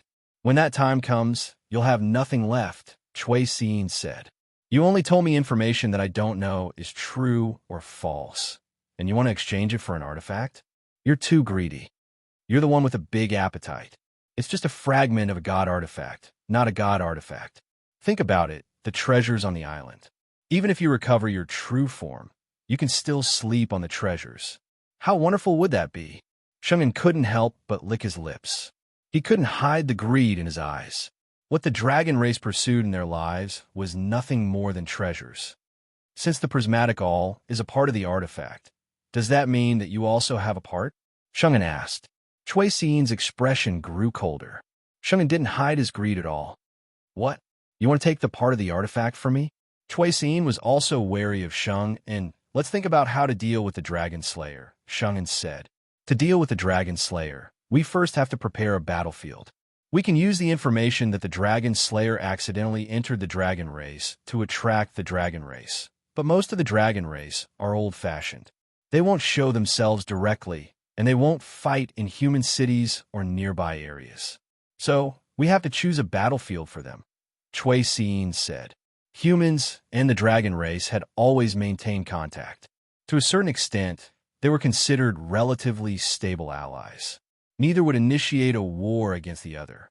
In fact, even the lawless Chui Xin didn't dare to show herself in broad daylight, because the consequences of doing so would be very serious. By then, it wouldn't just be the dragon slayer hunting her. Even a dragon race would hunt her down, because she broke the agreement between humans and the dragon race. Initially, the dragon clan had not supported her misdeeds in the spirit world, nor had they interfered or objected to her actions. However, this didn't mean that she could do whatever she wanted. After all, there were many dragons that were more powerful than her in the dragon clan. Then what are your plans? Find a remote place and open up an alternate dimension as the battlefield. Then, lure the dragon slayer inside. When the time comes, he won't be able to escape, Chui Xin said. That's a good idea. Shungen said, however, that dragon slayer is not weak. With our levels, I'm afraid we'll need at least a lot of people of the same level to kill him. I know that there are 2 radical dragon fathers in the dragon clan. These 2 dragon fathers are husband and wife. They despise humans very much and always believe that humans should be the slaves of the dragon clan. I have the same idea as you. Although Shung and was full of pride towards humans, he had been in human society for a long time. He knew that this was no longer the era of the dragon race. Although the dragon race was powerful, the humans had an absolute advantage in terms of numbers. Moreover, they also had powerful weapons that even the dragon race had to retreat from. Of course, if an all-out war really broke out between the humans and the dragon race would definitely lose, but the humans wouldn't have it any better. It was more likely that both sides would suffer and the entire ecology of the Earth would be destroyed. This was just like the International Treaty on the Non-Proliferation of Nuclear Weapons. Humans and the dragon race also relied on their own strength to achieve a balance. It had to be said that this was a mockery of reality. Chui Xin sneered. I'm not like the 2 of them. Although I'm wanted by the spirit world, I still have freedom of movement. However, the 2 of them are banned by human countries. They forbid them from entering their country's territory. Otherwise, they'll be killed. Oh, which human country would dare to impose such a ban on 2 dragon fathers? The East, Huaxia, Chui Xin said gloatingly. Shungen frowned. He had been to the East. However, he went as a human. But the moment he stepped into Huaxia's territory, he was already targeted. He felt that if he dared to do anything wrong, there would definitely be thousands of troops and horses tearing him apart. During that trip, Shungen came and left in a hurry. Since then, Shungen had never set foot in Huaxia again. He still felt at ease in America. No one could restrict him here. In the past 400 years, he had been accused and imprisoned by humans. Then, he calmly left the prison. Moreover, magic was barren here. Even if spiritualists discovered his identity, they couldn't do anything to him. He could easily destroy those spiritualists who try to go against him. What about the 2 dragon father-level dragons? Where are they now? They hate humans very much. It seems that they suffered a great loss in Huaxia. In the past 20 years, they've been hiding on Dragon Island to recuperate. Will they make a move this time? Shungen asked. They will. As long as the news reaches the 2 dragon fathers, they and their children will be very happy to use this method to announce their return. Their children? How many? Their way of thinking is extreme among the dragon race. Their fertility is also extreme. In the past 2,000 years, they gave birth to a total of 12 children. They also raised their children to have extreme thinking. Dragons were a very strange race. Their fertility was very weak. But they could give birth to children with almost all races. It was normal for a dragon race couple to give birth to 1 or 2 children in their lifetime. Giving birth to more than 2 children was really a blessing from the dragon god. If they could give birth to 12 children, then they would really be blessed. Shungen was a little dumbfounded. Dragons could give birth to 12 children. How strong was their fertility to be able to do that? I heard that they have their own secret. Many dragon race have asked them for advice. They've also gained a lot from it. Shang En's eyes lit up. This was a cost-free trade. If he could get the secret, other dragon race would definitely spend a lot of money to buy it. But the dragon fathers were destined to be impossible for him to get his hands on. What was a dragon father? It was a dragon race of a higher level than them. Either they were talented and relied on their own efforts to break through to the dragon father level, or they automatically advanced to the dragon father level when they reached 2,000 years old. What are their names? Tugu and Melita. Chapter 1962. Zephyra, are you sure you don't want to rest? Zephyra saw Portia dragging her tired body back, and she didn't look too good. Portia, what's wrong? You don't look too good. I was scolded by my boss. Why? Did you do something wrong? No, I think he's just looking for trouble. Why is he looking for trouble? Portia told her what happened at noon. Tell me, how can that woman be a bad person? Zephyra thought for a moment and said, that woman is really not a good person. You were tricked. What? How is that possible? She suddenly stopped on the highway and you rear-ended her. It can be said to be a coincidence, but her phone happened to be broken, and your phone happened to be broken as well. Afterward, your boss proved that your phone was tampered with. This means that there's really something wrong with that woman, and you were tricked. Really? Portia was a little stunned. Zephyr nodded. Yes, your boss didn't frame you. Although you were innocent, you did cause trouble for your boss. Hearing Zephyr's words, Portia became even more depressed. Did that woman go to your boss's house just to make a phone call? Seems like it. Portia nodded. She didn't do anything else? Boss seemed to have noticed something wrong with her at first glance. That woman stayed at his house for a few minutes, and I could see that she was very nervous. Zephyra glanced at Portia. When you noticed that woman was nervous, you should have noticed that something was wrong. Forget it. If you noticed it, it would be more dangerous. Am I useless? You can't say that. After all, this matter was caused by your boss. It has nothing to do with you, and you are also innocent. I feel much better if you say that. Portia looked at Zephyra. Are you sure you don't want to sleep? You haven't slept for a whole night. I've experienced even longer sleepless nights. Zephyr, what do you do? Are you really like what boss said, a killer or a secret agent? Don't ask. It won't do you any good, Zephyr said calmly. What's so great about it? I've been in contact with it before. I often encounter this kind of thing when I'm with our boss. Does this often happen around your boss? How should I put this? I've been working for the boss for more than 2 months, and I've already encountered similar situations 3 or 4 times. It seems that your boss is also very tired. Riva smiled. I also find it strange. Boss's business seems to be quite proper. Why does this kind of thing always happen? What business does your boss do? Producing and selling beer. Portia said, our boss is a major shareholder of Dashin Beer, which is very popular on the market now. Portia only found out about this recently. Gaia had told her before that Chun Zhao's business was in the beverage industry. However, Portia didn't expect it to be Dashin Beer. Only when she received Citibank's financial report did she realize how rich Chun Zhao was. He had such a huge amount of assets and an astonishing income. She didn't think that Chun Zhao needed to be involved in any illegal businesses. Chun Zhao was really rich. He could even negotiate with the banks with his current savings. He could ask the bank to give him a higher interest rate. After all, the bank would earn a lot if the money was kept in the bank. The bank could use the money to invest and obtain more benefits. Not to mention some high-risk investments. Even buying a high-security fund would earn more than the bank's interest. In America, there were 2 types of customers that banks liked the most. One was the high-spending type. They had a lot of credit cards in the bank and had a lot of spending each month. At the same time, they could pay back the debt steadily. The other type was like Chun Zhao, who had an astronomical amount of cash in the bank. After all, a normal person who deposited a few $1,000s in the bank would be treated like a king. Moreover, Chun Zhao had hundreds of millions of dollars. Moreover, Chun Zhao's spending power was also astonishing. The credit card that Citibank gave Chun Zhao was also of the highest level, the legendary Black Card. It was said that the bank could satisfy all the requests of black card customers, even if the request was unreasonable. In reality, it wasn't that amazing. At most, it could satisfy some reasonable requests.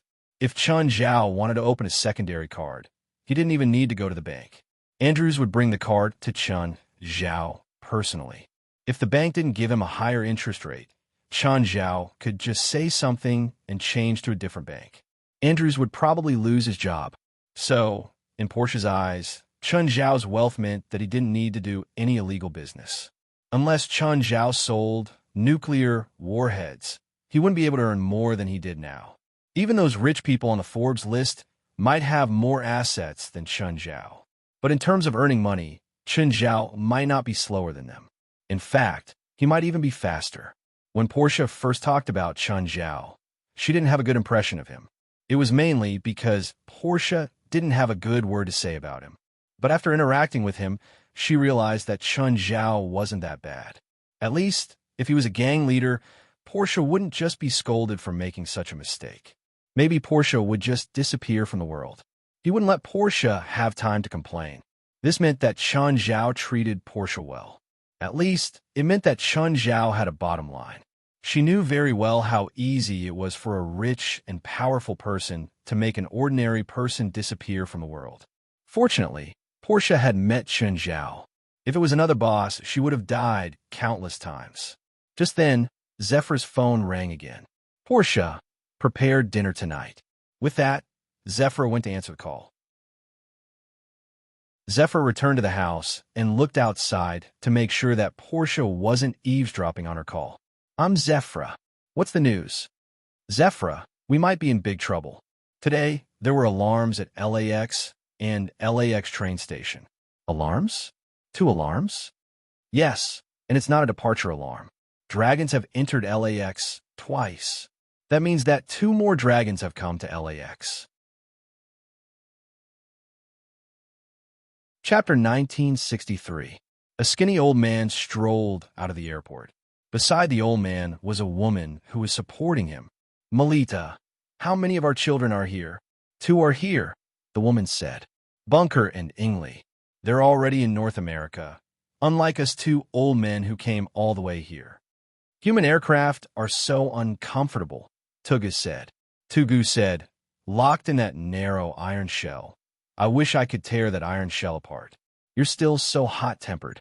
Melita had a faint smile on her face. The thing is, if you do this, the risk is too great. Even the Dragon Clan won't let us go. In my opinion, we should just poison the pilot. That way, there won't be any risk. Your poison is too recognizable. Not good, Tugu said. When the 2 dragons walked out of the airport, Tugu suddenly looked at a corner. Huh, that seems to be a magical device set up by the Dragon Slayer to target us dragons. Are there those annoying bugs in the city too? Tugu's face was full of disgust. Remember what that little girl called Chui Xin said? Our goal this time is to deal with the Dragon Slayer. So, it's normal to see this kind of magical device in a place like this. Melita looked up at the dark clouds in the sky. What an annoying domain. This must be Chui Xin's domain. I like that little girl very much. I admire her style of doing things. Melita looked at the corner of her eye again. There's a little bug. Tugu, do you want to catch him for fun? No need. Just let him follow us. What's the point of little bug? Let him inform his companions so that more bugs will be attracted. That way, it'll be more interesting. Mr. Tugu, Lady Melita, over here. Tugu and Melita saw Chui Xin waving from afar. Chui Xin, you're stronger than 20 years ago. I have high hopes for you. Tugu smiled faintly. Thank you for your compliment, Mr. Tugu. Please get in. Do I have to be stuffed into this tiny metal shell again? Mr. Tugu, there's no other way. This is a human city after all. But don't worry, when we arrive, you can return to your true form. Have Bunker and Ingley met up with you? Yes, Lady Melita. Let's go and see our children. I haven't seen them for a long time. Tugu and Melita followed Chui Xin to St. Anne's Manor. On the way, Chui Xin asked as she drove, May I ask if any of your children are coming? Of course, all of my children will come. After all, apart from Bunker and Ingley, The other children have been confined to Dragon Island for more than 20 years. They've been bored to death. This time, we finally let them out. How could they not follow us? However, the human aircraft is really too troublesome, so I let them follow behind. They will all come today or tomorrow. That's good. Is the Dragon Slayer you mentioned really that powerful? Are the two of us not enough to deal with it? Of course the two of you are enough, but I'm worried that the Dragon Slayer will escape if he can't beat us. That guy seems to be very good at speed, so I think we need to form a tight encirclement. If we let him escape, it will be extremely difficult to catch him next time. You're right. A human who dares to insult and provoke the dragons must die. When the car drove to the suburbs, a huge body suddenly shrouded the sky above the car. Bunker. He seems to have lost weight. The dragon called Bunker lowered his head and looked at Chui Sin, Tugu, and Melita in the car. Then Bunker's huge claws lifted the roof of the car. Father, Mother, you're here. Melita flew up and patted Bunker's huge head. Bunker, my child. Chui Sin brought Tugu, Melita, and Bunker back to Saint Anne's Manor. When Tugu and Melita saw Saint and soaking in the container, they were stunned at first. He is my brother, Saint, and he was injured by that dragon slayer. Melita moved closer to the container. Saint and also opened his eyes and looked at Melita outside the container. Suddenly, Melita reached out and smashed the container. Chui Sin was shocked. Lady Melita, what are you doing? Melita grabbed Saint Anne's neck. Saint and tried to struggle, but he couldn't break free from Melita's palm at all. But soon, Shungen stopped struggling, because he realized that Melita didn't want to hurt him. The injuries on his body were healing at an astonishing speed. Chui Sin looked at Saint and in shock. Melita is a 5-color dragon. She has 5 types of magic power, one of which is the power of holy light, Tugu said. Won't that consume too much? I won't even need a day to fully recover from such a small amount of consumption. Dragons didn't only have specific attributes. They had all kinds of strange attributes. Only humans had this kind of diversity. Other species rarely had this kind of diversity. Soon, Melita let go and Saint and fell back to the ground. Saint and checked his body and found that it was completely healed. Based on his previous injuries, it would take at least a few years for him to barely recover. But now Melita had healed him in the blink of an eye. Saint Anne's face was full of shock. Was this the power of a dragon father? Much stronger than him and Chui Sin. Just this healing spell alone wasn't something they could compare to. Thank you, Lady Melita. Saint and bowed respectfully. Where's Ingli? Why don't I see him? Mother, I'm here. Just then, a figure appeared out of thin air. Melita and Tugu looked at Ingli. Ingli, your invisibility has improved again. We can't even detect you. That's because Father and Mother didn't detect me on purpose. Otherwise, my little magic wouldn't be able to hide from them. Mother, Father, where are our brothers and sisters? Didn't they come? Of course they came, but they'll be here later. Great, we can make a scene, Bunker shouted excitedly. Saint Anne's expression darkened. Was it really a good idea to call these violent people here? They wouldn't continue to make a scene after killing the Dragon Slayer. If that was the case, he wouldn't be able to escape. He would also be labeled as an evil dragon. That would be troublesome. Chapter 1964. Tugu, Melita, their children, and Chui Sin. They were all lawless, evil dragons. At the same time, they were synonymous with trouble. Shungen only wanted to accumulate wealth and peace. He did not want to cause trouble with these bastards. But now, he had nowhere to run. If he said that he wanted to back out now, these bastards would tear him apart, and that human would not let him go either. He could only pray that after they killed that human, they would leave Los Angeles obediently. As more and more of his brethren arrived, Shungen felt even more hopeless, because every single one of his brethren was so manic and restless. It was as if only destruction could satisfy their desires. The news from Zephyr became more and more serious. It was very serious. Since evening, there had been continuous alarms. And so far, it had been confirmed that all of them were evil dragons. This gave Zephyra and the Dragon Slayer team reason to believe that these evil dragons were definitely preparing some kind of conspiracy. Otherwise, it would not be so coincidental for so many evil dragons to appear in the same city at the same time. Zephyra, Zack has already followed them to the outskirts of a forest. Because the road is too secluded and there are no other cars along the way, he did not dare to follow them in fear of being discovered. I understand. Tell Zack that you did well, Zephyra said solemnly. After a while, Zephyra asked again, how many known evil dragons are in this city now? 7, including Chui Xin, a Lux said.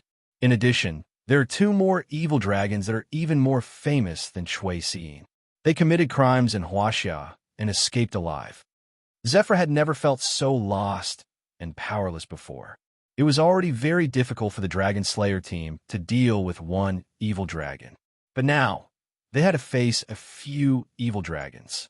And among them, there were even high-level dragons. This was almost an impossible mission, unless Zephyra ignored the news of the evil dragons gathering. She waited until they scattered. But her strong sense of responsibility made it impossible for her to stay out of it. Send the news to headquarters, Zephyra said. At the same time, she added, help me prepare some equipment. Zephyra, what do you want to do? I need to figure out what they want. Maybe their purpose is to target the Dragon Slayer. I can't let that happen. I need to find out what they are trying to do, said Zephyra. Zephyra, you're crazy. Do you know what you're doing? You're committing suicide. I'll be careful. As long as I have the equipment, they won't be able to find me. I'm not going to risk my life to fight them, Zephyra said. But you are still injured, and your injuries are not light. I'm fine now. I also brought a lot of medicine with me. If necessary, they can still help. Knock. Just then, there was a knock on the bedroom door. She immediately hung up the phone. Portia? Portia pushed the door open and came in. Looking at her expression, it was obvious that she had been sleeping soundly when she suddenly woke up.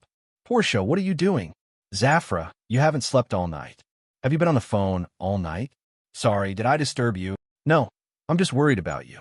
I'm fine. Thank you for your concern. Zephyra would never have dreamed that the culprit of all this was Portia. Go to sleep, or else your boss will scold you again tomorrow.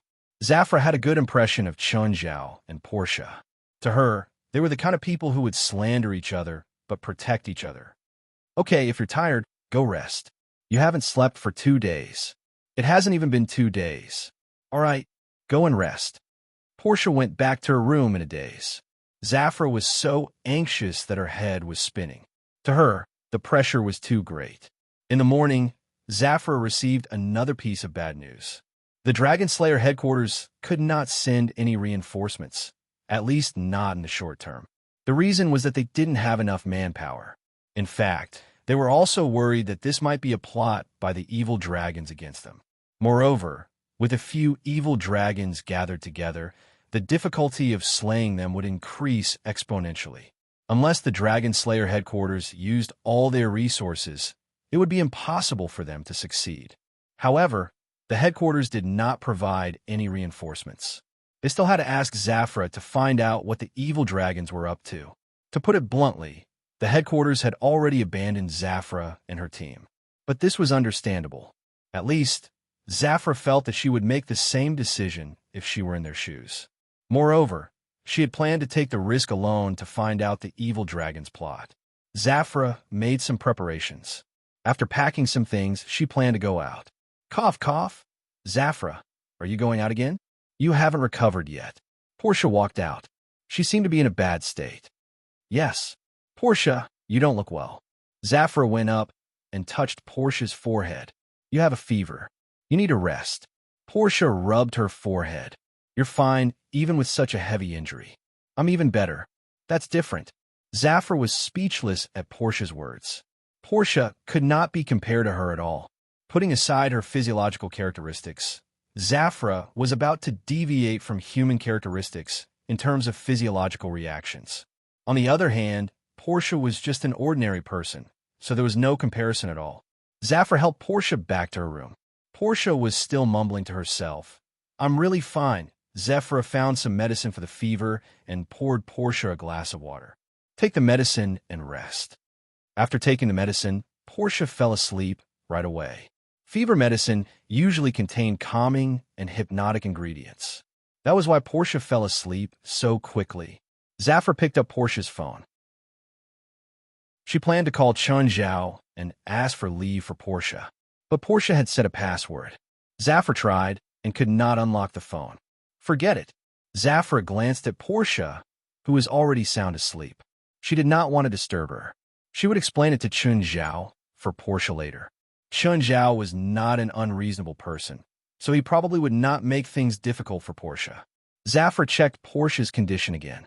After making sure that Portia did not need to call an ambulance, she turned and left. She still had things to do. She needed to get some equipment from Lux first, and then go to the place where the evil dragons gathered.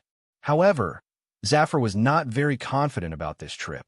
In fact, she had no confidence at all. This trip would probably be disastrous. Chapter 1965. Zephyra found a Lux. She also found a few of her team members. Zephyra, are you sure you want to go alone? There's no difference, Zephyra said calmly. It's more convenient for me to go alone. She knew very well that this operation was too risky.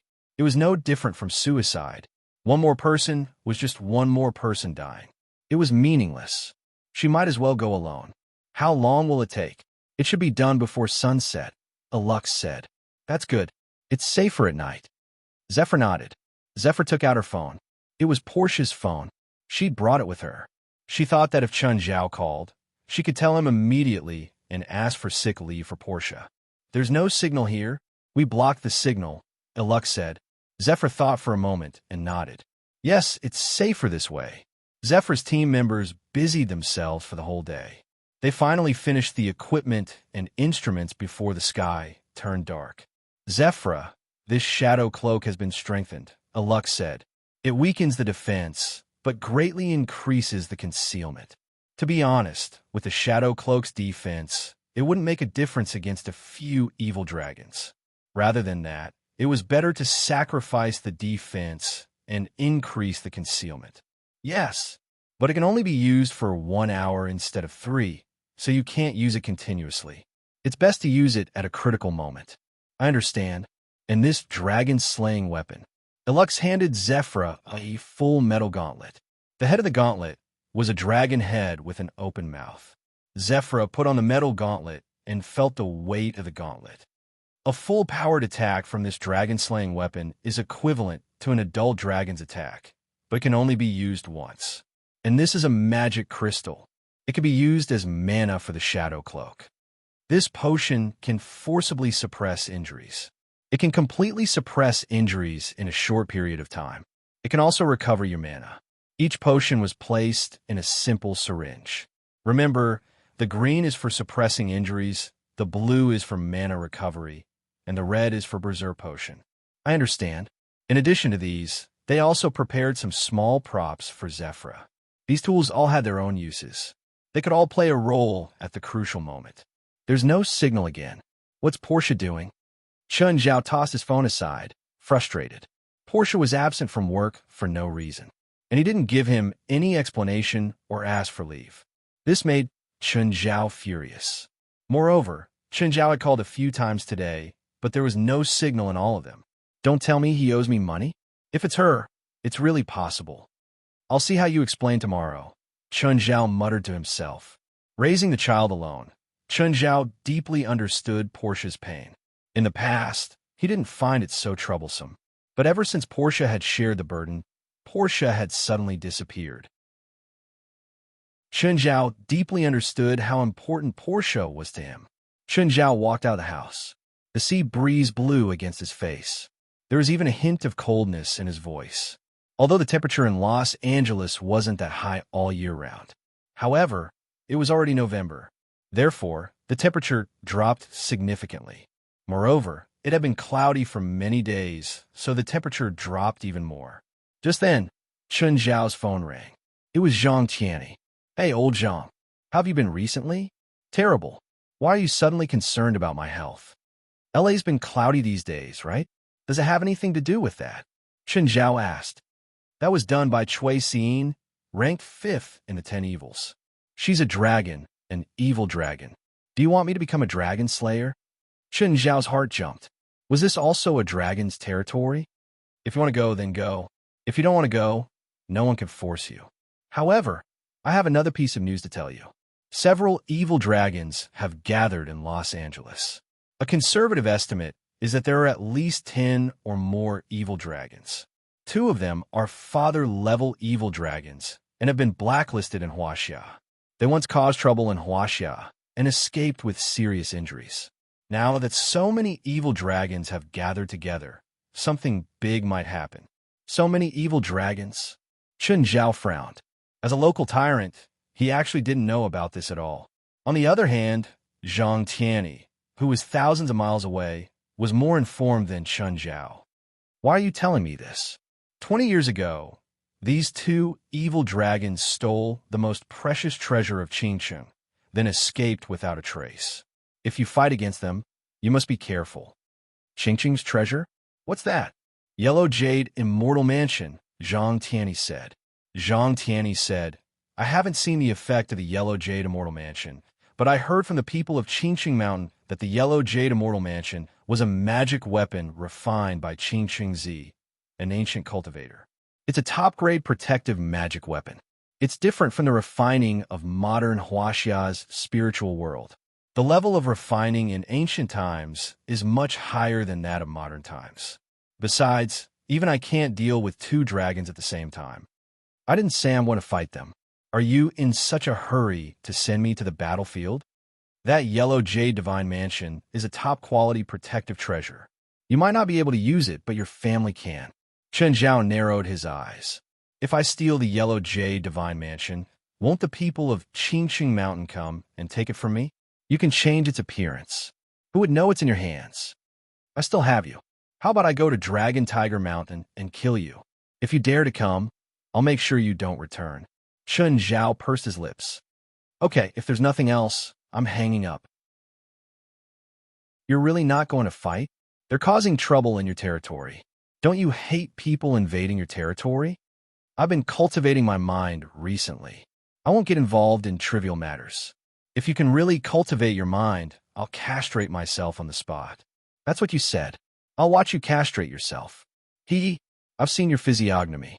You'll never be able to cultivate your mind and mind. Your cultivation technique doesn't pay attention to cultivating your mind and mind. If you cultivate your mind and mind, you'll be crippling your martial arts. Do you know where those evil dragons are hiding? Chen Zhao asked. Look at you. I told you that you can't cultivate your mind. Cut the crap. Do you know? I really don't know. I got the news from the Dragon Slayer headquarters. Chapter 1966. Although Arex could not bear to see Zephyra take the risk alone, but he would not accompany Zephyra to her death. They were dragon slayers. What they pursued was to obtain the most benefits with the least cost. He did not think that it was necessary to accompany Zephyra to take the risk. It was more convenient for Zephyra to move alone than with 2 people. 2 people meant a greater price and a greater risk. Although this was moral, it went against reason. Zephyra, I will send you here. Eric said, yes, this is enough. Alux took out another printed map and pointed at a circled location. There's a manor in the depths of this forest. It's right here. Normally speaking, this manor has been abandoned for decades. However, it's very likely that those evil dragons are hiding here. I understand. You should leave this place as soon as possible. Zephyr turned and walked into the darkness. Good luck. Eric's voice came from behind. After walking in the forest for a while, Zephyr felt a little uncomfortable. I should have listened to that man. It's still a little hard for me to do this kind of activity. Zephyr did not stop and continued to walk in the direction of the manor. Not long after, Zephyr found traces of dragon claws on the ground. And from the looks of the claw marks, it was left by more than 1 dragon. Dragon slayers had been hunting evil dragons for many years. They already had a complete set of methods to distinguish the identity, age, and strength of a dragon from its claw marks. With enough equipment, It was even possible to distinguish the attribute of a dragon from the claw marks. There were a few trees in the surroundings that were directly broken, probably by the dragon's tail. Zephyra continued to walk forward. The trees here were all fallen, as if they had experienced a superstorm. The ground was full of messy dragon claw marks. The two dragons must have fought here. But from the analysis of these claw marks, it was more like they were playing than fighting. This was not a good sign. They were too energetic and actually needed to rely on fighting to vent their energy. As she walked forward, Zephyra finally saw the brightly lit manor in front of her. The manor did not seem to be abandoned at all. Although the style was ancient, it was very gorgeous. The instrument on Zevra's wrist began to sound a fierce alarm. Of course, this alarm was not a sound, but a feedback of magic waves to Zephyra. This was the feedback from the mana energy detector. The mana fluctuations were getting stronger and stronger, and the detector was also shaking violently. It was as if she was reminding Zephyra to run away from here. Zephyra's expression changed slightly. This device should be able to detect a range of about 10 kilometers. Why did the device only sound the alarm when he arrived in front of the manor? This was illogical. Moreover, the alarm from the instrument was unprecedentedly intense. Just then, Zephyr saw a woman standing at the entrance of the manor. Chui Siying. That's right, it was her. She was too familiar with Chui Siying. Zephyra and Chui Siying had been chasing after her for 3 years. Chui Siying had a mocking look on her face. She seemed to have known that Zephyra was coming. Zephyra turned around and fled into the darkness. But in the next instant, she was blocked by a giant dragon that descended from the sky. Shadow Cloak. Zephyra immediately activated her Shadow Cloak. But at this moment, the descending dragon swept Zephyra out of the shadows with its huge tail. The flaw of Shadow Cloak was too obvious. She couldn't move, and even her own senses were blinded. If it was an ambush in advance, Shadow Cloak would be very effective. But to use Shadow Cloak directly in front of the evil dragon, it was no different from burying one's head in the sand. Zephyr was directly swept away by the dragon's tail. She fell heavily to the ground and vomited a mouthful of blood. At this moment, Chui Siying walked over with a smile on her face. She looked at the embarrassed Zephyra. Miss Zephyra, you didn't expect that you would be in such a sorry state, did you? At this moment, a metal gauntlet appeared on Zephyra's hands. It was a dragon-slaying weapon. This metal gauntlet had been sealed with magic. At this moment, Zephyra finally unsealed it, put it on, and aimed at Chui Siying. Go to hell, Zephyr shouted. Boom! The dragon's mouth at the top of the metal gauntlet sprayed out a torrent that directly hit Chui Siying. Chui Siying was directly swept away by the torrent. The power of this dragon-slaying weapon was indeed extraordinary. It could reach 70% of the power of an adult dragon in one strike. If it was a sneak attack and there was a follow-up attack, it could indeed bring about unexpected results.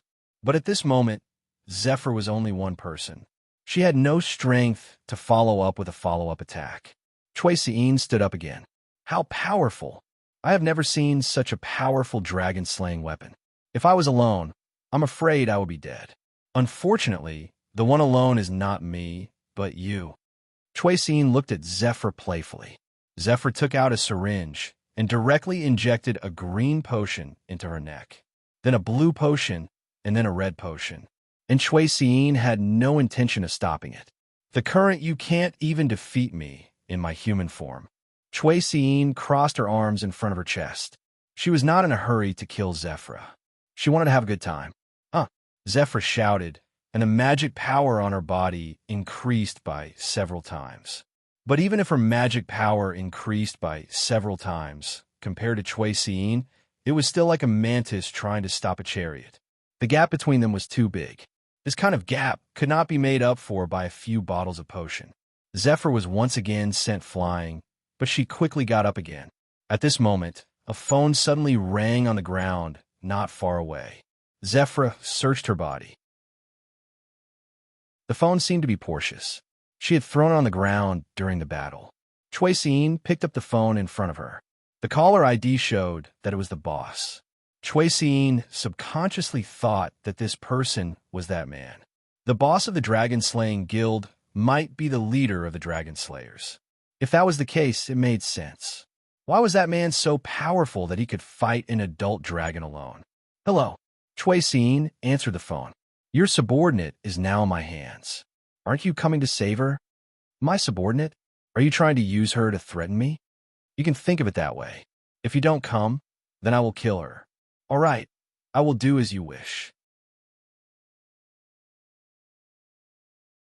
Chapter 1967. Chui Xin hung up and crushed her phone. A smile appeared on her face. Got it. That guy's here. Zevra wanted to explain that this had nothing to do with that person. It had nothing to do with him, but she knew better. No matter how she explained, it was useless. These dragons wouldn't believe her explanation. Just then, Zevra saw a dozen huge figures appear in the darkness. The appearance of these figures completely covered the moonlight and starlight. The dragon, might they emitted, also made one's scalp go numb. Even someone like Zevra, who'd faced dragon might countless times, still felt fear. Especially the two dragons. Their bodies were 3 or 4 times larger than the other dragons. One of them had dark and mottled skin. Its back was covered in bone spikes, and its mouth was extremely huge. The other dragon was slightly smaller, but it was colorful. Apart from the dragon's body, it also rippled with surging magic power. These two dragons should be at the level of dragon fathers. The other dragons seemed very monotonous. Zevra could roughly distinguish the attributes of the other adult dragons. Such a lineup could almost start a world war. Zevra was already in despair. No one could win against such a lineup. Even if all the dragon slayers came out, they couldn't fight against such a terrifying lineup. Including the two dragon fathers, Chui Xin and Sheng-En, there were 13 dragons in total. Suddenly, there was a loud noise outside the forest. Rumble, he's here. Ingli has already contacted the dragon slayer. The invisible dragon Ingli was guarding outside. He was in charge of pestering Chun Zhao. We can start now, Tugas said. Let me, Chui Xin said. Just then, Chui Xin's magic power suddenly became restless. In an instant, a very strange wave passed through Refra's body. Zephyr's body froze for a moment. She didn't understand what was happening. Just then, the magic around her thinned. Okay, the Dragon Slayer has been enveloped by the alternate dimension. Just then, a figure descended from the sky. Zephyr's pupils constricted. It's Chun Zhao. He's a spiritualist? Zevra was shocked, but she also felt that it was reasonable. You're the Dragon Slayer who injured Sheng-En. I'm not a Dragon Slayer, but I have killed a few dragons before. Including the one that was invisible, there should be 5 of them. Her eyes widened, and she stared at Chun Zhao in disbelief. This man had killed a dragon before, and there were 5 of them? How was this possible? Moreover, it had only been less than 30 seconds. Did he really kill a dragon? You killed Ingli? Melita looked at Chun Zhao, gritting her teeth. Melita, don't worry. Ingli won't be killed that easily. Even the 2 of us won't be able to defeat Ingli that easily. But Ingli's aura has indeed disappeared. Ingli is best at concealment. Father, mother, let me test him. Suddenly, a colossal dragon, whose entire body shone with a metallic luster, charged out. This was an iron dragon, a metal dragon. His body was practically made of metal, and his defensive power was even close to that of his father, Tugu. Chun Zhao rubbed his nose with a faint smile. Can you give me a minute? Chun Zhao looked at the dragons. What? What can you do in a minute? Run? Or prepare to die? Melita sneered at Chun Zhao. Saint and had been standing at the side, staring at Chun Zhao. He didn't like this feeling. Whether it was his enemies or his companions, they all gave him a bad feeling. Melita kept staring at Chun Zhao. Just like that, Chun Zhao faced the dragon's encirclement. Facing more than a dozen dragons, he stood there without moving. Was he scared out of his wits? It made sense. Anyone would pale in front of such a formation. Even an experienced dragon slayer like her couldn't keep calm, let alone Chun Zhao. The dragons kept their word and didn't attack Chun Zhao. They really wanted to give him a minute. Perhaps to them, this formation couldn't lose. To them, it wasn't a battle anymore. It was a game. It was a game between the predator and the prey. The prey was a dragon slayer. This made them even more excited. They wouldn't be stingy with this minute. They could let the prey enjoy one more minute of despair. It would only make them more happy. Time passed bit by bit. Chen Zhao stood there. He didn't know what he was doing. But to Zafra, every second was torturous. Melita wasn't afraid of death. To her, death was already her fate. Everyone who accepted the identity of a dragon slayer had accepted death. They saw dying in battle as glory. But waiting for death didn't feel good. This kind of waiting stretched out the moment of death. Suddenly, a familiar yet unfamiliar ripple spread across Refra's body. The other Dragon Clan members also sensed this fluctuation. What did you do? Just like what you did. To prevent you from escaping. Chen Zhao smiled. Ha! Ignorant human. You don't understand what you're doing. Tuga laughed. Chen Zhao used a minute to activate the alternate space spell. On the basis of the original alternate dimension, another alternate dimension was added. As long as he didn't die or remove the spell, everyone and the dozen dragons would be trapped in the alternate space. In other words, this place had changed from a one-sided prison to a ring. It was an arena that would not rest until one side was completely annihilated. No one could escape from this arena. Chen Zhao was worried that if the dragons wanted to escape and they removed the alternate space spell, he'd be in the same situation as last time. Chen Zhao didn't like the feeling of being played again. So, he had to put both sides in the same position in this battle. Chen Zhao looked at Melita. Where are my subordinates? Portia's sick. I took her phone and they thought you were my boss. Melita didn't explain further. Portia's only sick. Yes. So she wasn't caught by them? Is that what you mean? Melita nodded. Don't worry.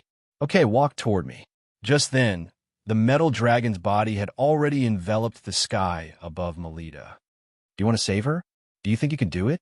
You can't do anything. You'll only see your subordinates get crushed in front of you. With that, the metal dragon's huge claws swiped at Melita. You're tuning into the Romance Rendezvous YouTube channel.